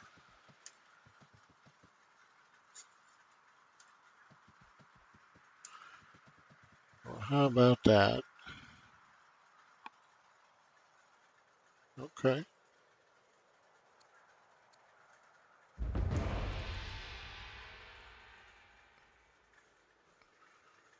No longer ruthless. Sherbanople becomes influenced by us.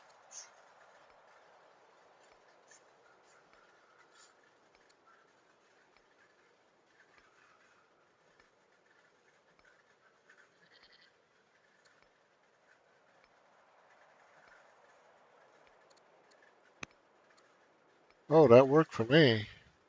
Yeah, okay. Sweet. And let's do. Uh,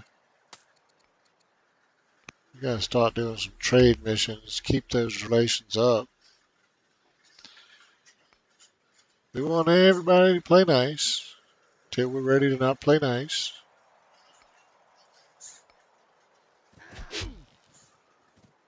Man, what are you gonna do?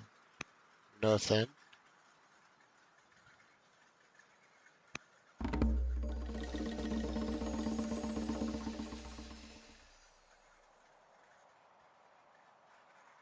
Artie Stone the Younger.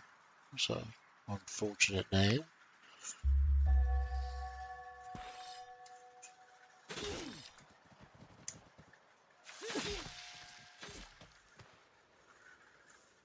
All right. Are there any more Danes up here?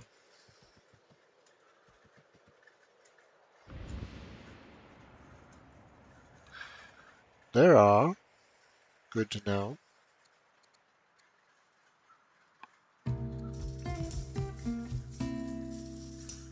Don't care, don't care, do care, but yeah, not gonna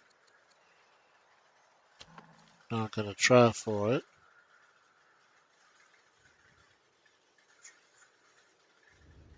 Okay, well, you come on out here.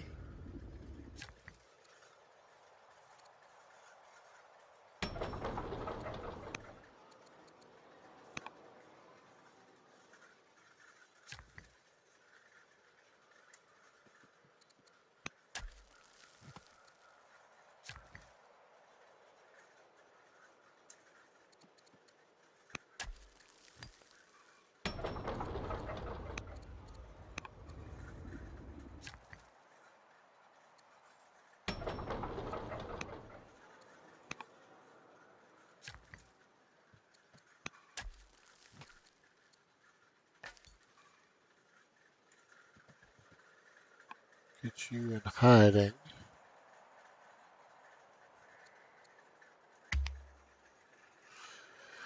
Well, all right. So it don't really look like it on the scoreboard because we only second to last place, but I feel like we are just absolutely kicking ass.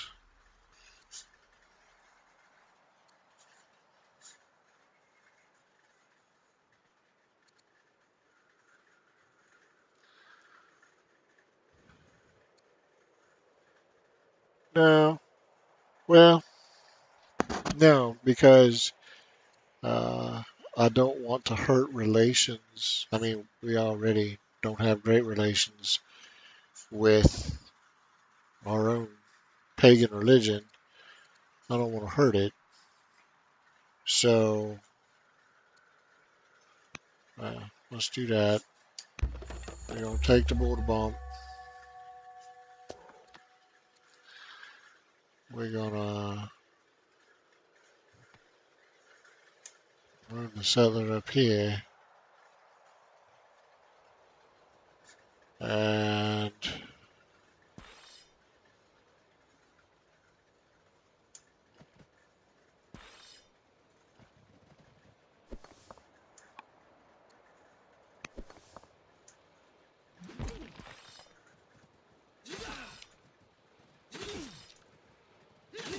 that was actually kind of a shitty attack, but I'm not I'm not worried about it. I shouldn't have used my slinger in the forest. That cut his effectiveness in half, but it, this is so much of a non-fight that I don't think it's going to matter.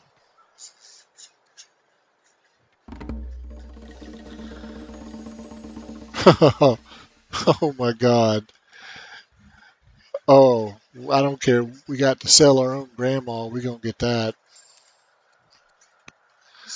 That's like having a maceman on turn 30 is kind of like having a suitcase nuke in this day and age. So, yeah, we definitely going to.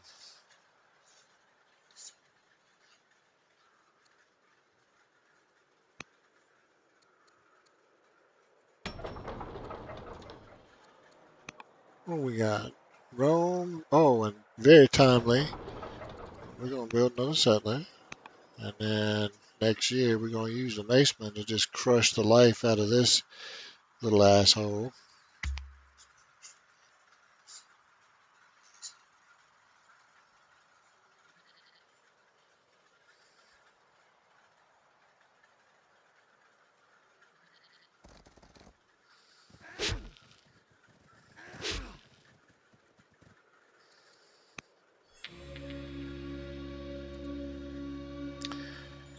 We will definitely take some of Persia's science.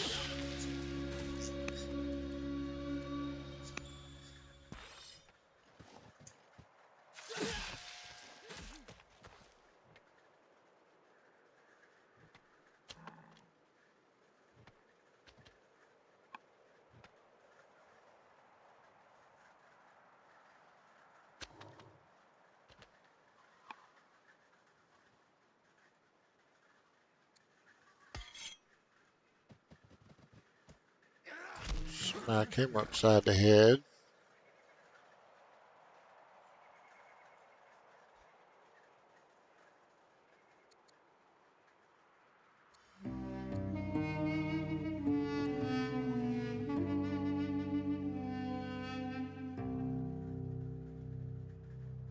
What? We lost our zealot son. Oh,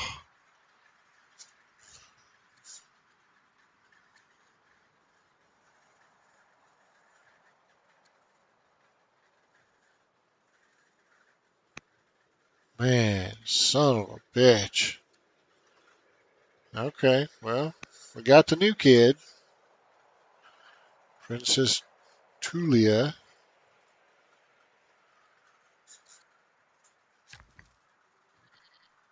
Man, that blows.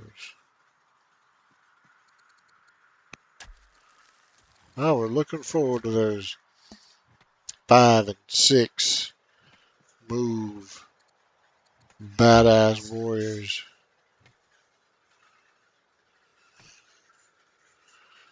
That is most unfortunate because we were primed and ready. We were going, yeah. That's all right though. We will recover. We will prevail.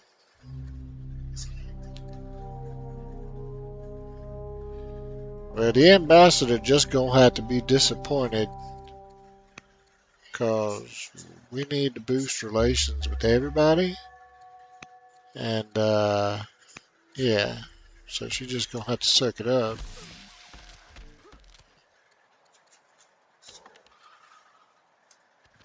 All right, so what do we got? We got 2 cities, well, okay, so we got to give this city to the champions. We don't want them getting pissy.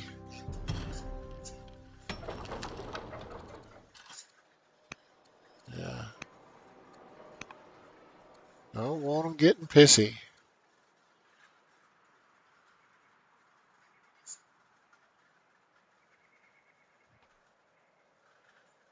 All right,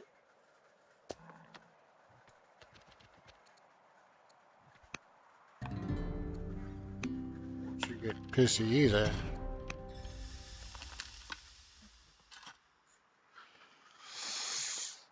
Let's see. Oh, before we decide where we're gonna go.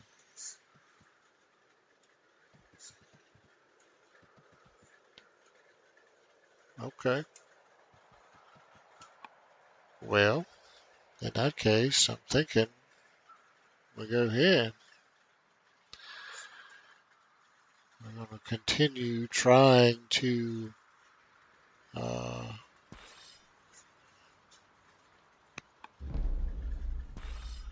deny Carthage as many expansion opportunities as we can. So, I mean, I'd like to ideally end up with all 3 of those. I think we can do it. We just upgraded our first warrior to an axeman, and that's promising. We're about to get our free has status, status, yeah, whatever. Anyway, legionary light. We're about to get our legionary light. So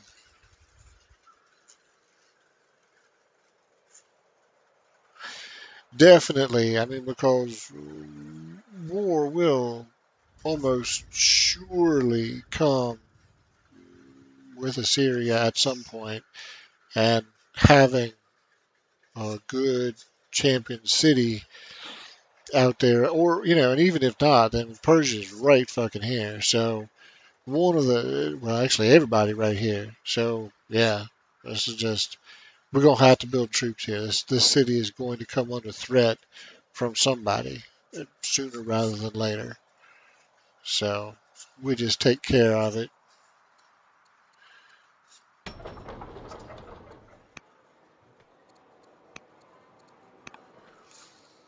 Okay, so the high grand poobah of Roman paganism definitely don't like us like at all. We're gonna try to influence her. Not that that'll do a lot of good, but At least take the edge off the anger, maybe. Oh shit, she's our ambassador too. Yeah. We gotta get her kind of not hating on us anyway.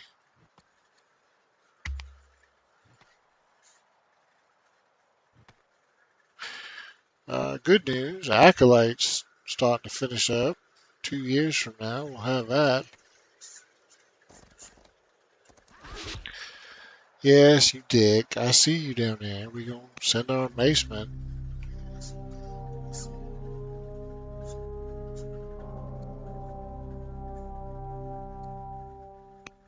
Well,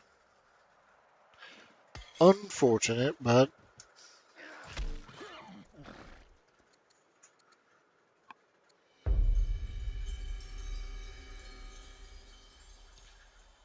yes, ma'am. Right away. Here's your stone, bitch. Don't you worry. We will. We will extract all of that back from you in due time.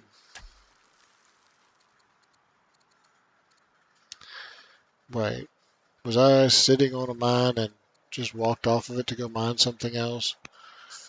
Okay. Well, that was just stupid. Let's just do that.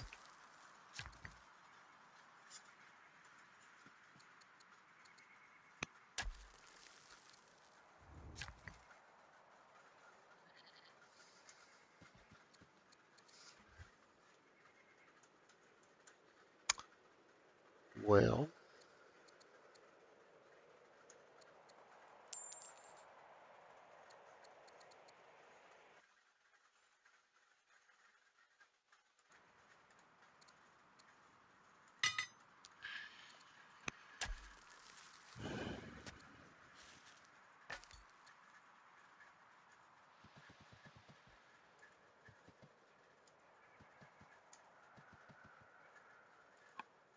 okay. That's all I needed to know.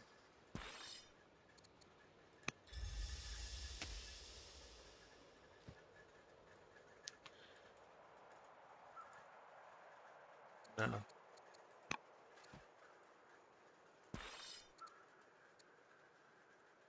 no. Yeah, we got to do some work on the economy, unfortunately.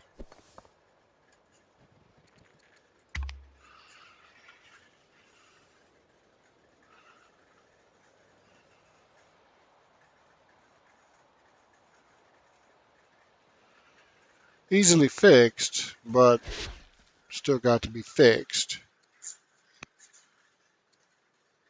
What do we got?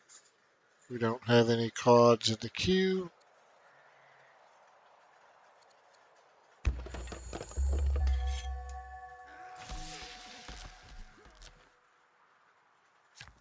Are you done with this? Yes. Okay.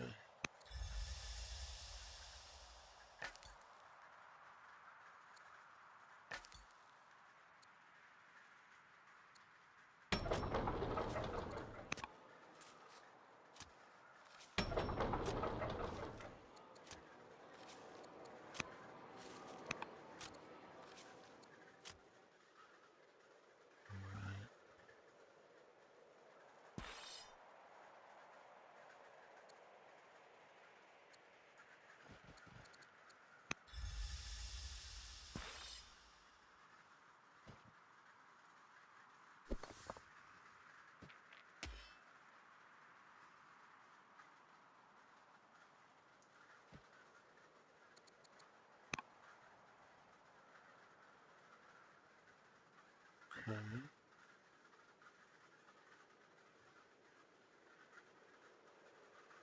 And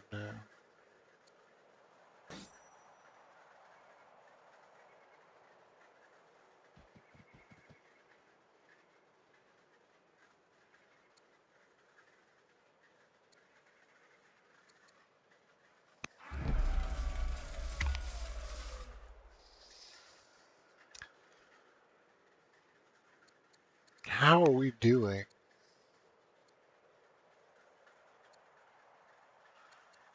Okay, so we have already achieved similar military strength with 2 out of 3.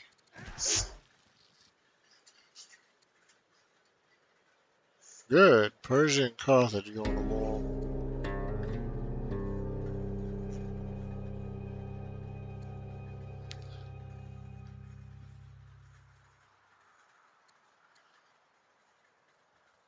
Okay.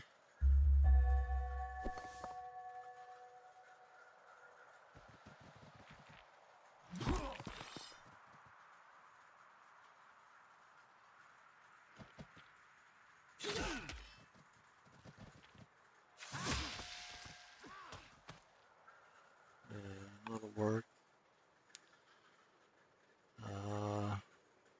Maybe here.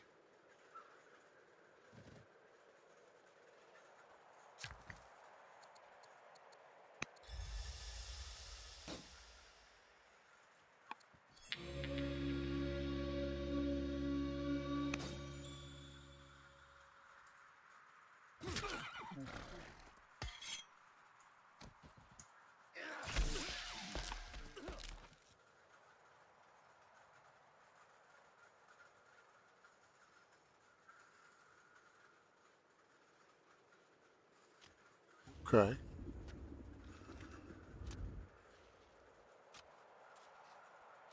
Well, good. Let these guys beat on some Assyrian city instead of us. Work for me.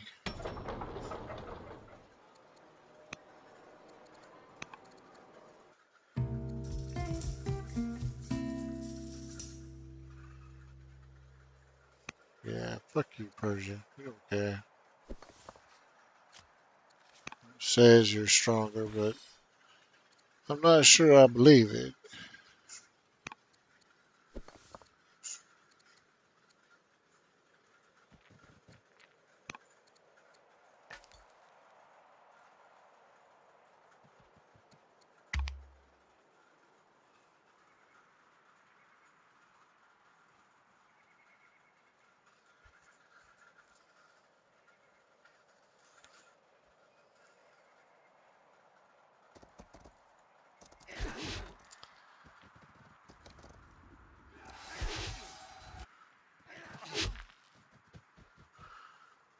See, y'all just got nothing.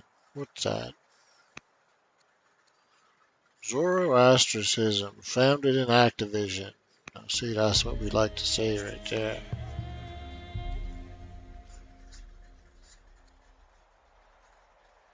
All right.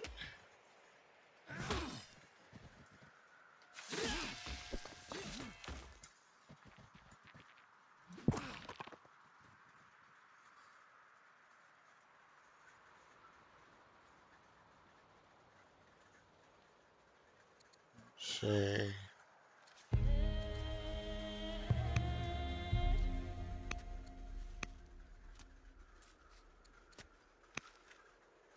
Joining Team Zorro.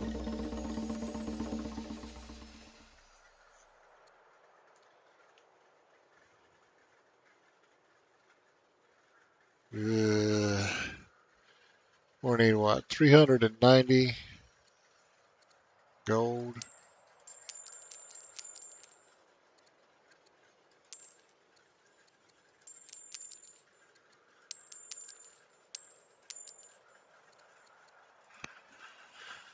All right.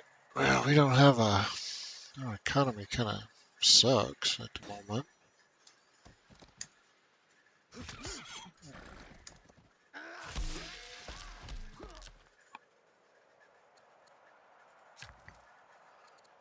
Let's see what we can do about fixing that.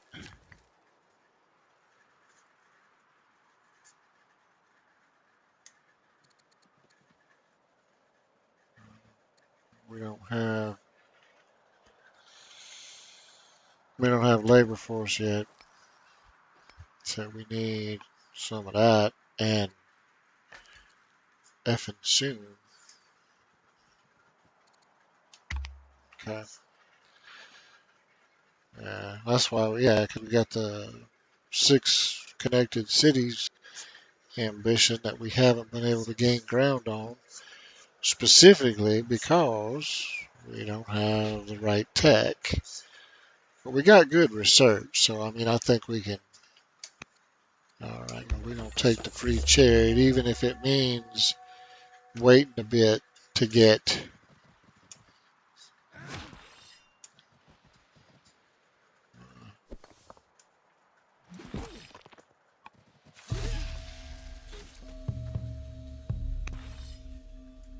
Okay. And I just did that for new players. I did that attack in that order specifically so the warrior would get the kill shot and be adjacent to this guy for next turn. So next turn, all three of my units can attack him. Well, we don't have to move. We're already where we need to be. So we're just thinking a turn ahead to how I wanted the forces set up to polish this guy off is really all that was about.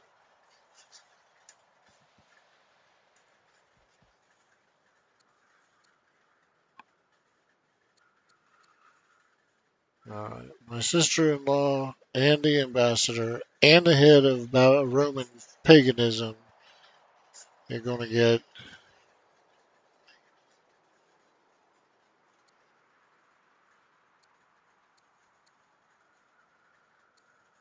point of courage.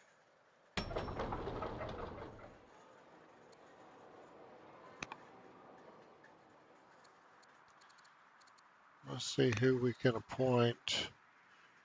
Well, we sure as shit not appointing Titus of Activision because that's going to wreck culture.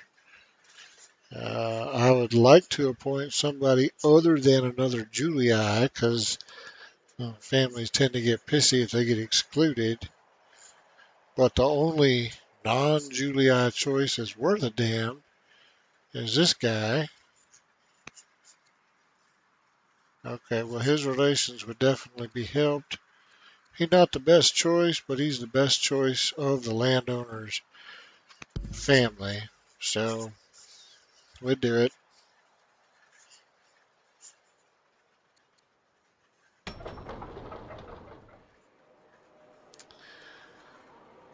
And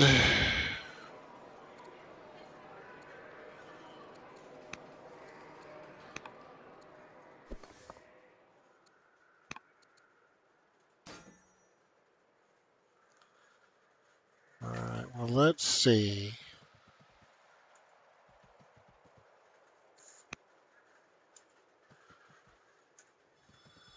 Oh, now there's something nice. Okay.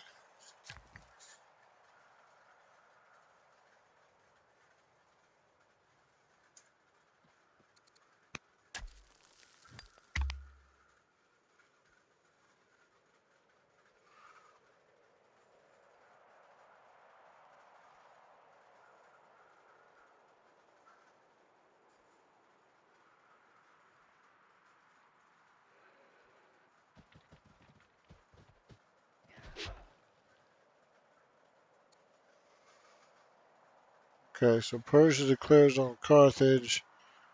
Assyria declares on Persia.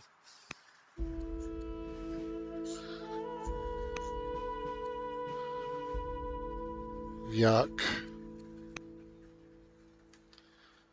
So we see where that's going.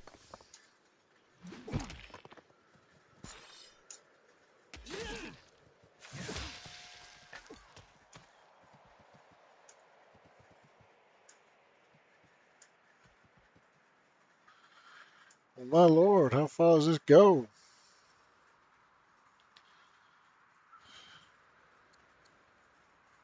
I'm not going to start imprisoning family members.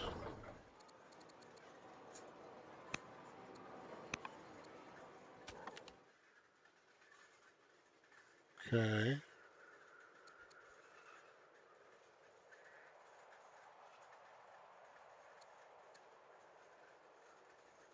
Well, let's at least get him up this way.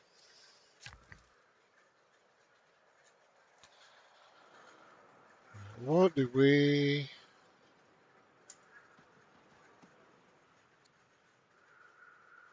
Okay, let's build a hamlet.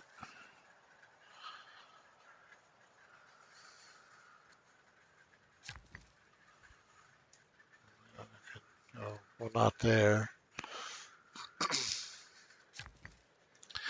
Not right on top of the lavender, incense, whatever the hell.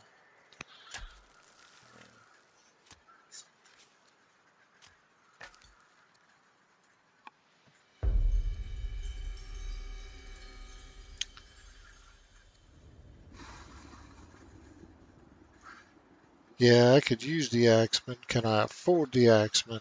Is the question.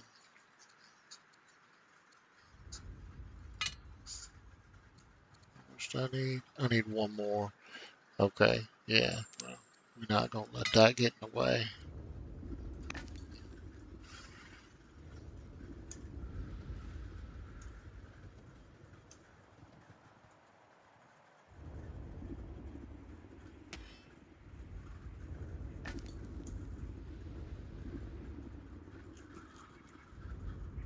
So the Numidians,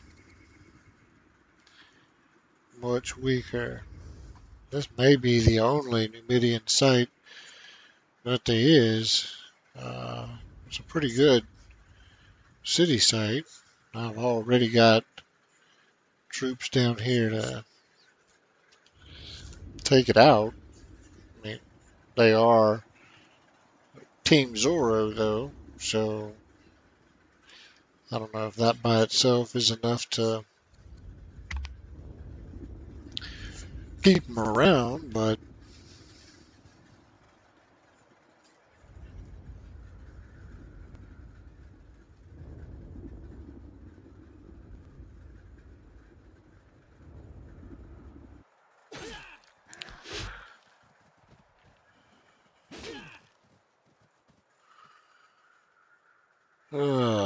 okay. We're just going to take the fastest tech we can research, because what we really want is labor force.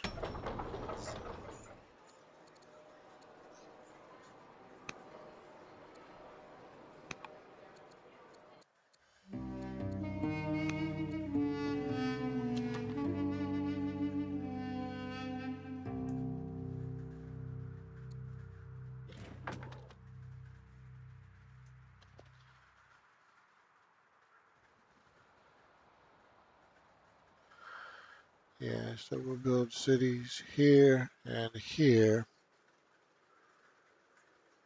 with these latest two.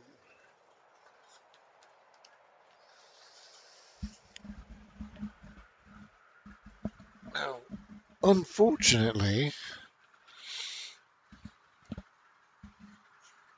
our economy is in kind of sorry shape. We're not generating enough resources to do the shit we need to do. So,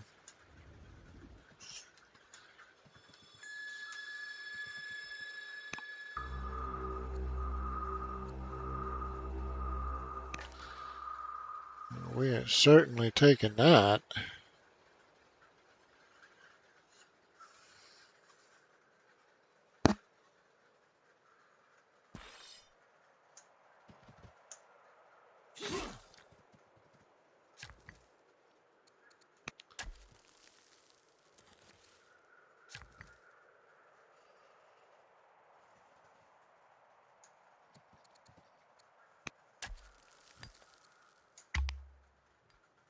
Okay. And, building the economy up is really not difficult. It's just going to require putting nose to grindstone and focusing on the basics. And we spent 100 stone to build those shrines. They didn't offer us any direct economic benefit. Um, was that a fatal blow? Certainly not. Certainly not. But I mean, that's 100 stones, so it did set us back. Now it gave us a religion. In the long run, that's going to pay big dividends. But in the short run, there was a cost associated with it. We're going to have to just eat it and move on. So primarily, though, what that means is we just got to prioritize assigning workers jobs uh, over moving military units and um, capturing new sites, shit like that. We just got to make sure we do it. Really, the long and the short of it. We just got to keep doing it. Finish out the mining triad here.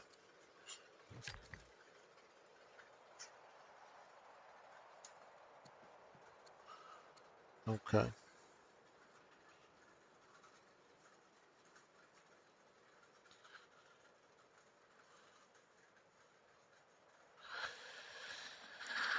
Yeah. I mean, we do have the Numidians. Well, maybe not. I mean, they are same religion, but they're none too fond of us, and it doesn't say, oh, because we're different. Yeah. Might be an uphill slog, but we can give it a go.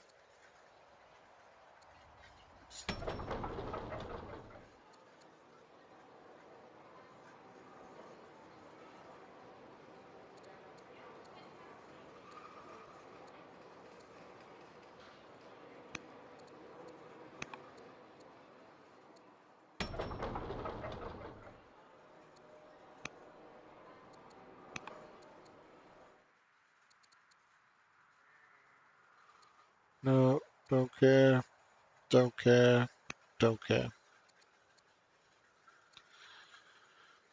Share some of our knowledge with Persia.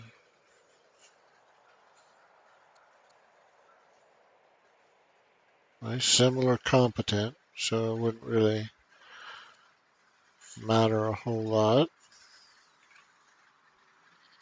Uh, our relations blow with just about everybody. So, yeah, let's do that. Uh,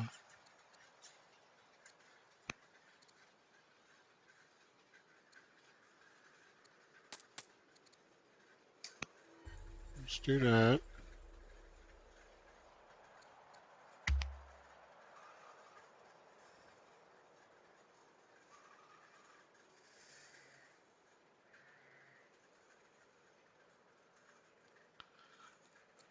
The only people that are stronger than us right now are the Assyrians. We have peace with them, but they are angry with us. Uh,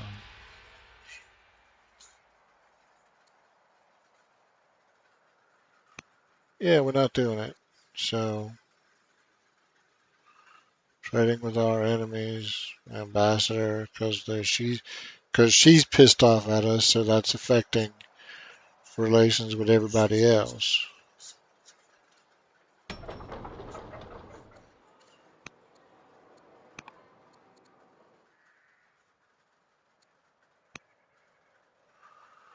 Well, as long as Fabulous is alive, we're definitely going to get the most we can out of his impressive wisdom and what that is doing for our science. Oh, Julie Eyes. Hey, more Numidians.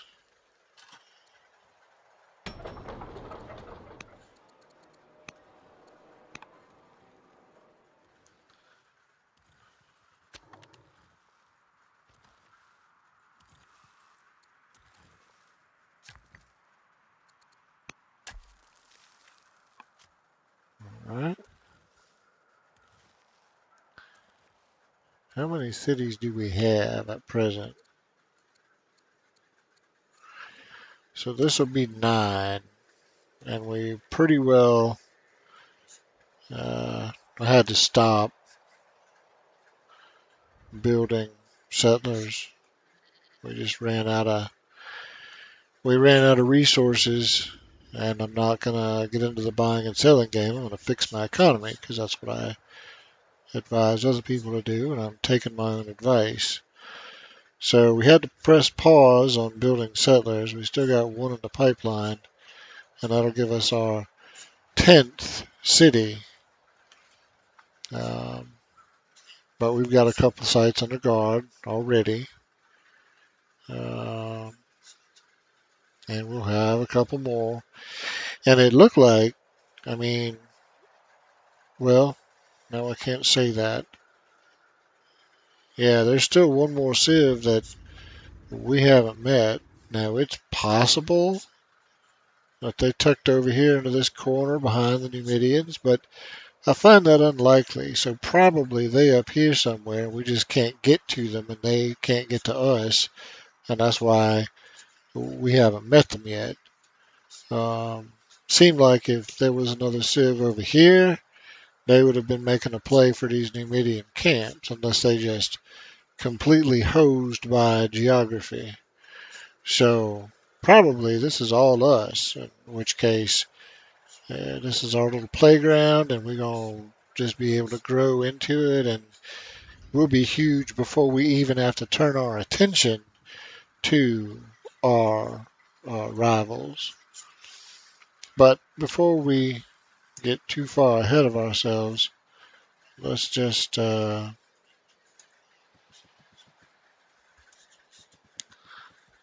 let's see what else we got over here.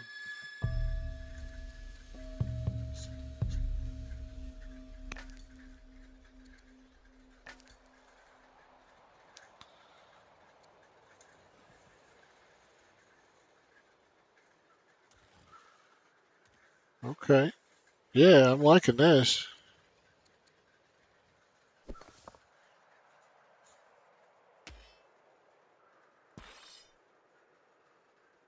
Uh,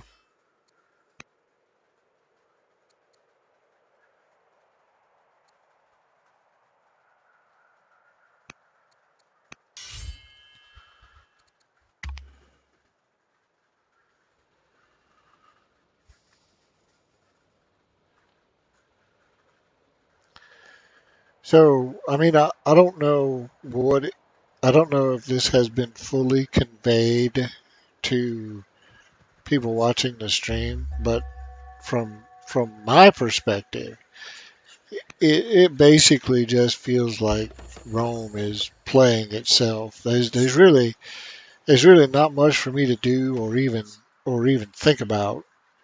Uh, we just doing the things that make the most sense in the immediacy. We're not making not even really any long term strategy. Just whatever's the most practical answer to questions that come up in the game. That's what we've been doing. Just been taking a purely pragmatic approach. And okay, well, Carthage is at war with who? At war with Persia and with the Danes. Okay, well, my question is, if Carthage is at war with the Persians, but the Persians are way the fuck over here, then why is there a whole bunch of Carthaginian forces over here? Now, I admit, I am a dumb redneck, but to me, this don't seem very helpful in terms of winning the war against, the Persians. So, to me, this almost looked like I'm gonna start causing some problems with the Romans. Well, I can't say I like that very much. I can't say I like that very much.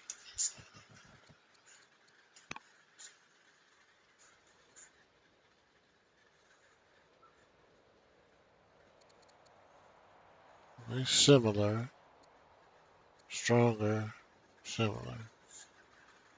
Okay.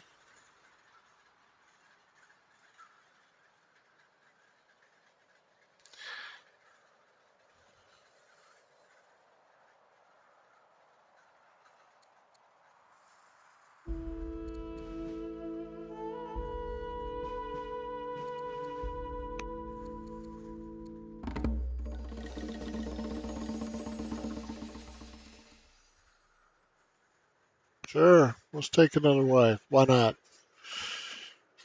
She's wise to give us some good uh, research bonus.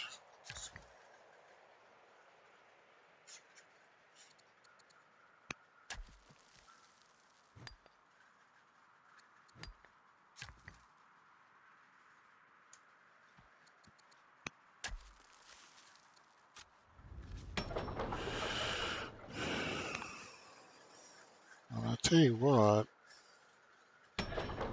now seemed like a pretty good time to start thinking about walling up.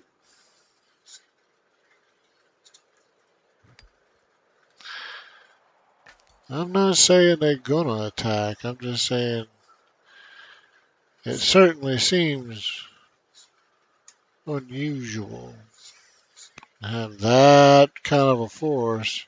And maybe they're heading down to Persia. Who knows? I hope so, because we're not really geared up for a fight yet. I mean, I think we could do it. It wouldn't be pleasant, but I don't think Carthage would do any serious damage to us. But I'd rather wait till we're ready. And we're not ready yet. Absolutely, we'll take some of your science. Oh, by all means.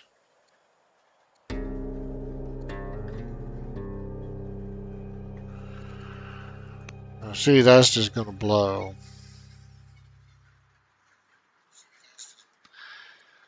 Well, we can afford to take the hit with the leader of Team Zorro. So we're going to do it.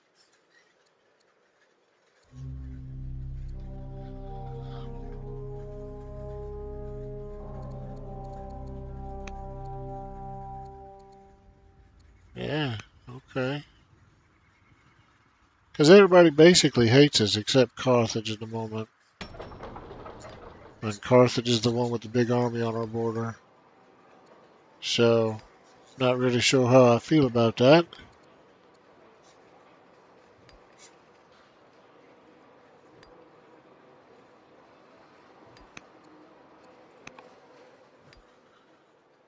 Wait a minute. No, no.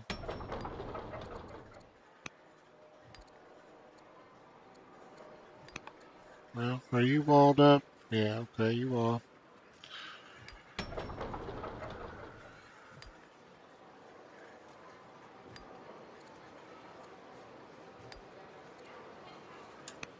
Yeah.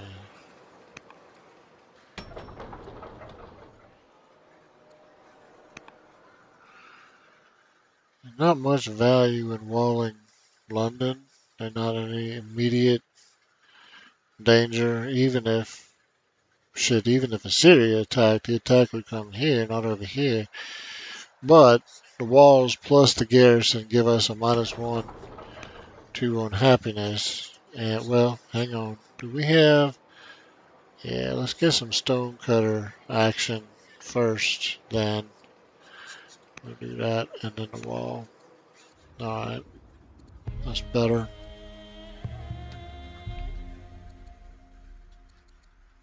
Okay.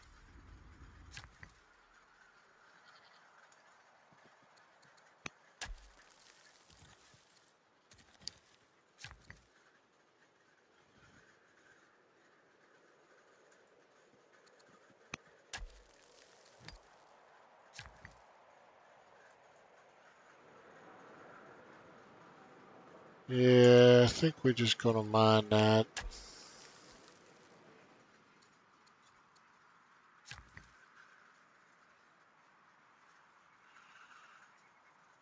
Okay. We starting to get the economy in a little bit better shape, but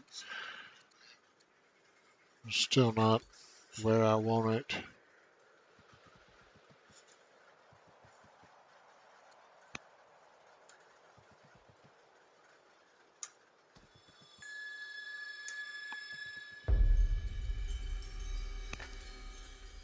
Very nice.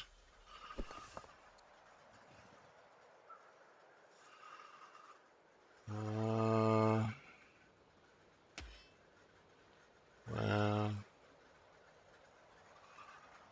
not much value in that.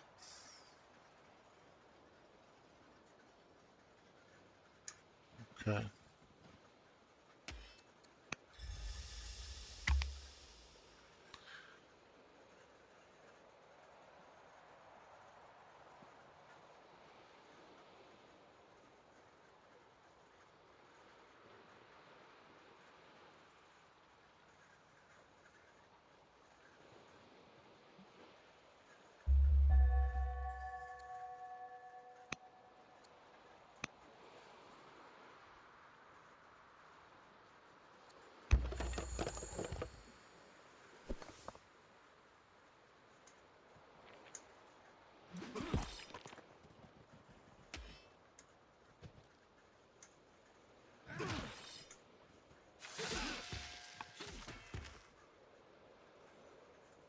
Okay.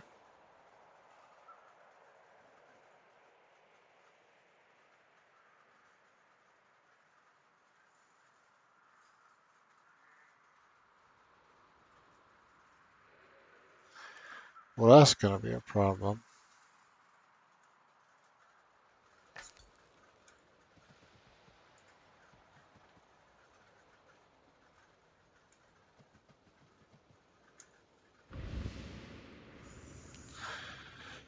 Yeah, so this is our new median playground over here.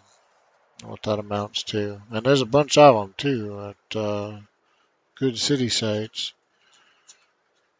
So we got 5 that we know about, and there's room for at least 2 or 3 others down here. So what? We've already got 9 cities, I think. Yeah, 9 cities. We got 2 sites under guard, or just one? Just one. So that's 10, 12, 13, 15, 17 cities just based on what we can see. So could be 18 to 20 depending on what's back here. And we'll find that out sometime in the next session, I'm sure, because we're not going to find it out in these last few turns, I don't guess. Well, we might. But either way, I mean, the bottom line is, as Rome, we landed in a super good spot. We've been able to expand pretty rapidly, and we are going to just absolutely nuke this. And just everybody in this game is just dead already, and I don't even know it yet.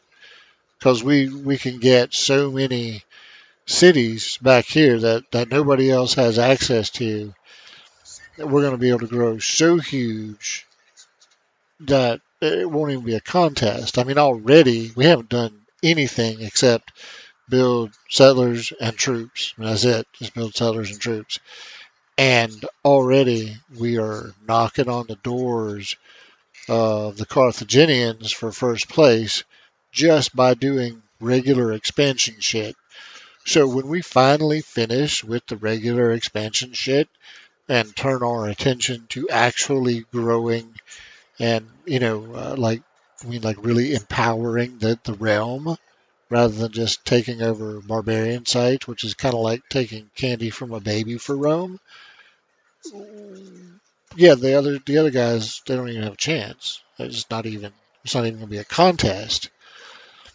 So yeah, this game is we are certainly going to go through the motions, and we are certainly going to play it to its conclusion. But this game is already over. That there's just no way that we're going to be able to build up such a lead over the rest of our rivals that it won't even be close. But we'll play it out. I mean, why not? We'll play it out. So,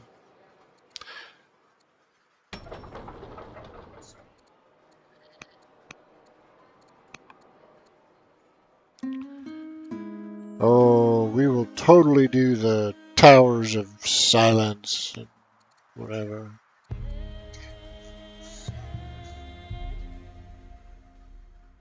Okay, so she could gain tactician, which would be the stunner. She could gain zealot.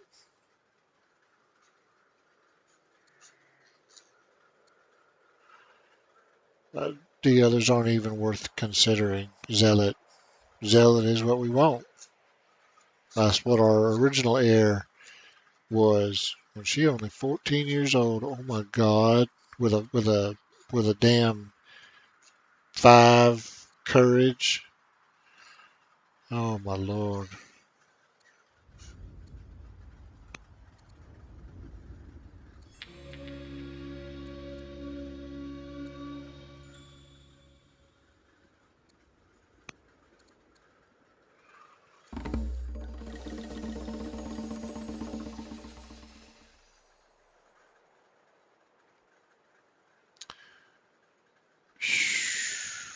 I don't know that I can afford to take a pass on that. I really can't.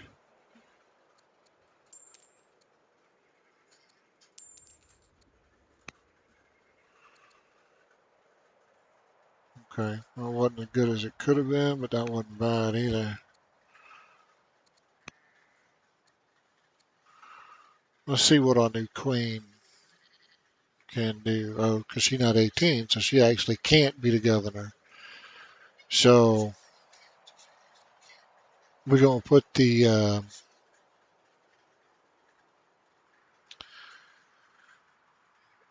hmm,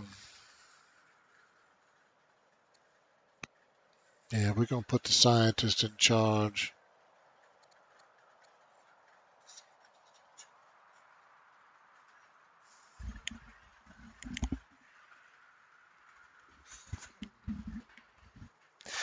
We will definitely have the 2 elder officers by the time, I mean, in her lifespan. That won't be a problem. So we can certainly do that.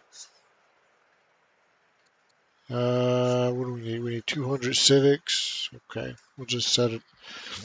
We'll just set this unit out here so we don't lose track of it. And yeah, let that go. Okay.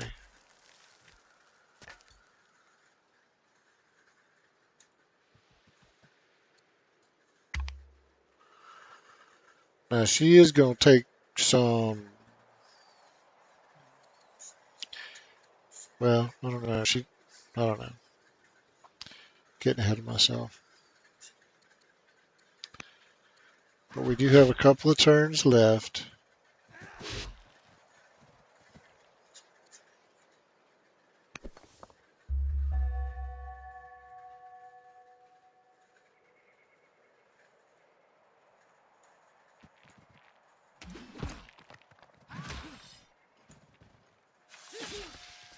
No, no, no, no.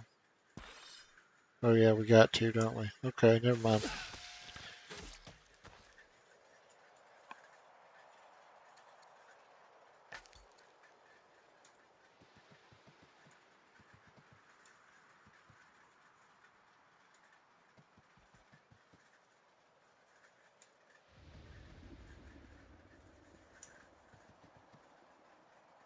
Look at that insane fatigue.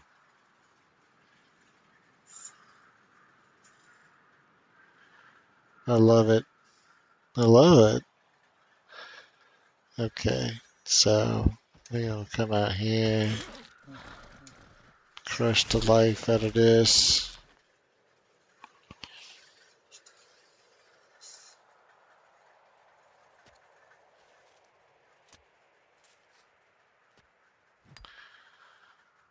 Uh,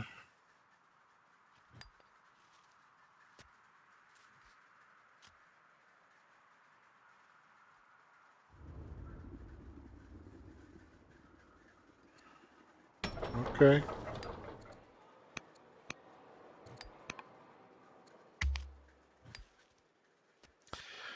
Just gonna wall up.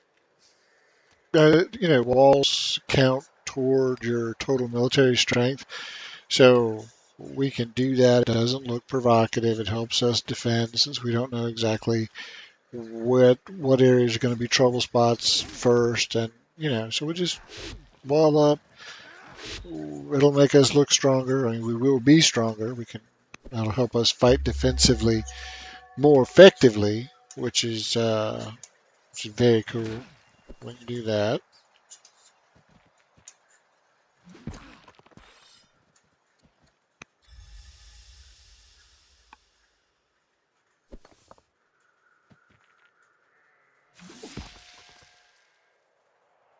Okay, so this battle's done. I mean, we're not in any danger of losing that fight by any means. Um,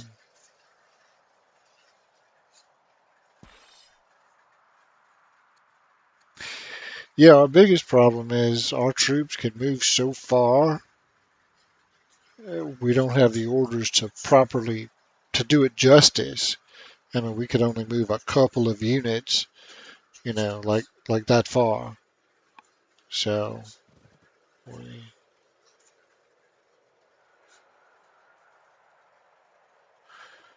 okay, well let's upgrade you to a spear.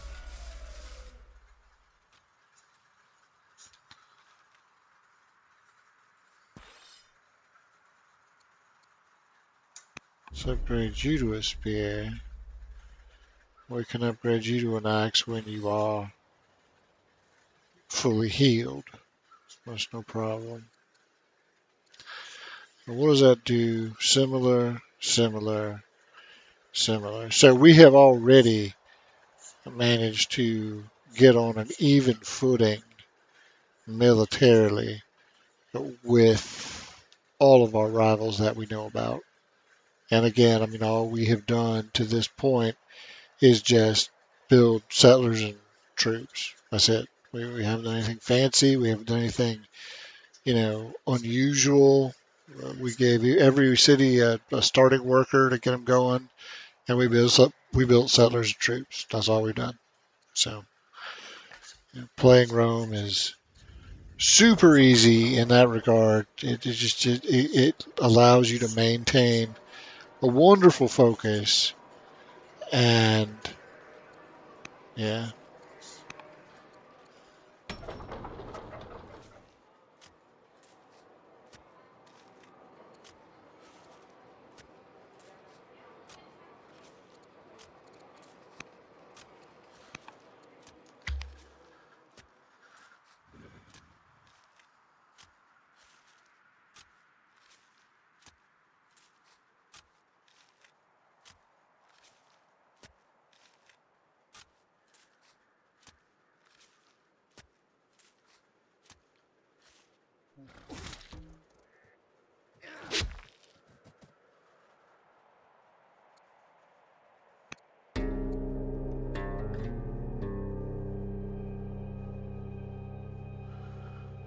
yeah. Well, we go side with our family members over uh, Persians. Okay,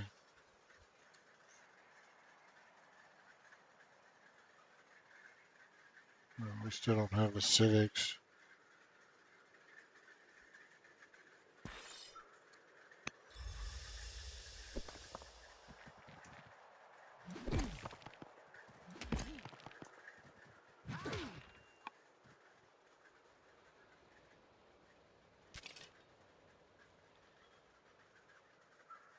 Yeah, we'll have it next turn.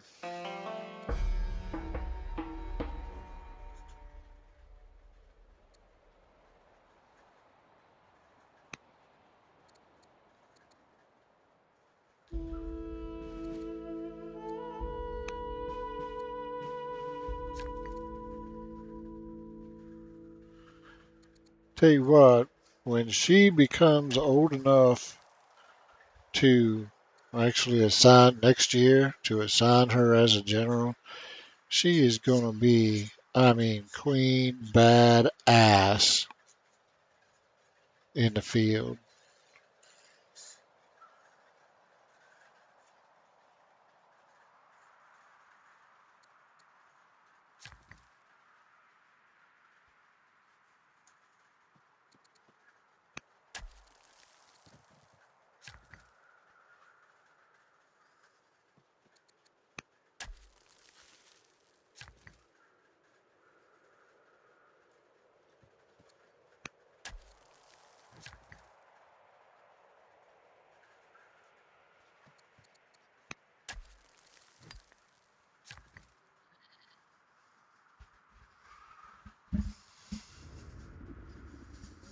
Hmm.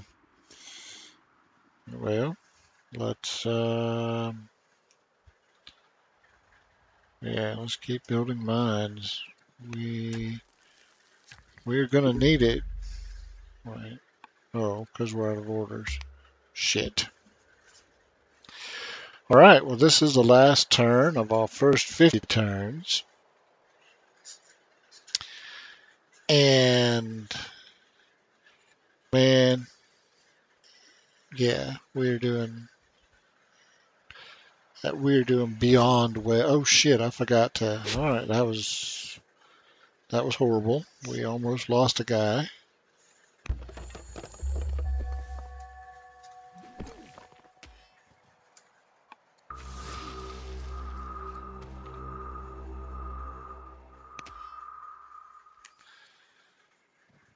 Okay. Well, let's get. Oh, couldn't have got much closer than that. Pull you to safety.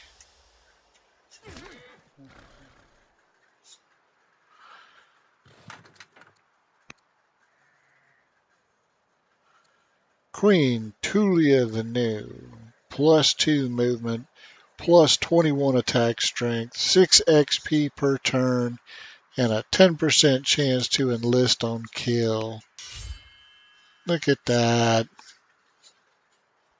So, yeah, that unit with its insane 7 moves total, because they get 5 from zealotry and all that, but then she adds another +2.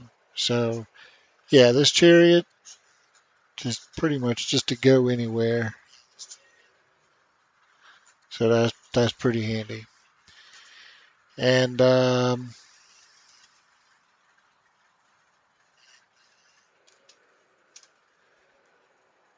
yeah, well, we'll finish the turnout, but there's yeah, like I said, this game's already pretty well done. Oh, no, we're gonna do the. I can't even build forums yet, but yeah, it doesn't. It doesn't really matter. Yeah, okay. Hell yeah. Let's take some city walls.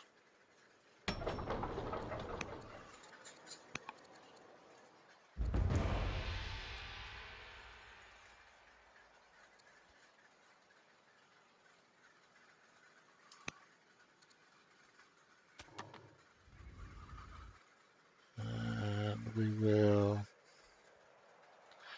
Yeah, we're going to go way up there.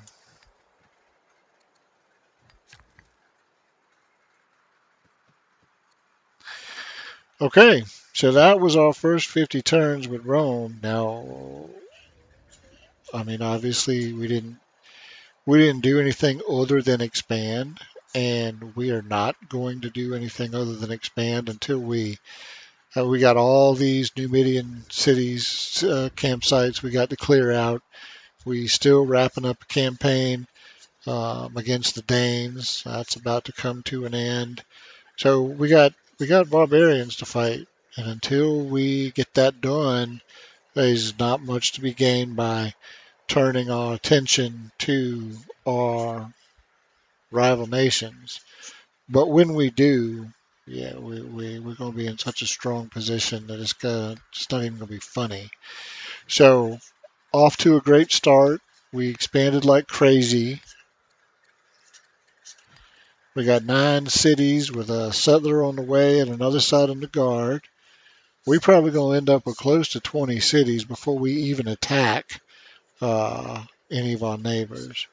So, and we just moved into first place, and we have a Roman zealot leader, which is insane in terms of mobility. I mean, just check out that.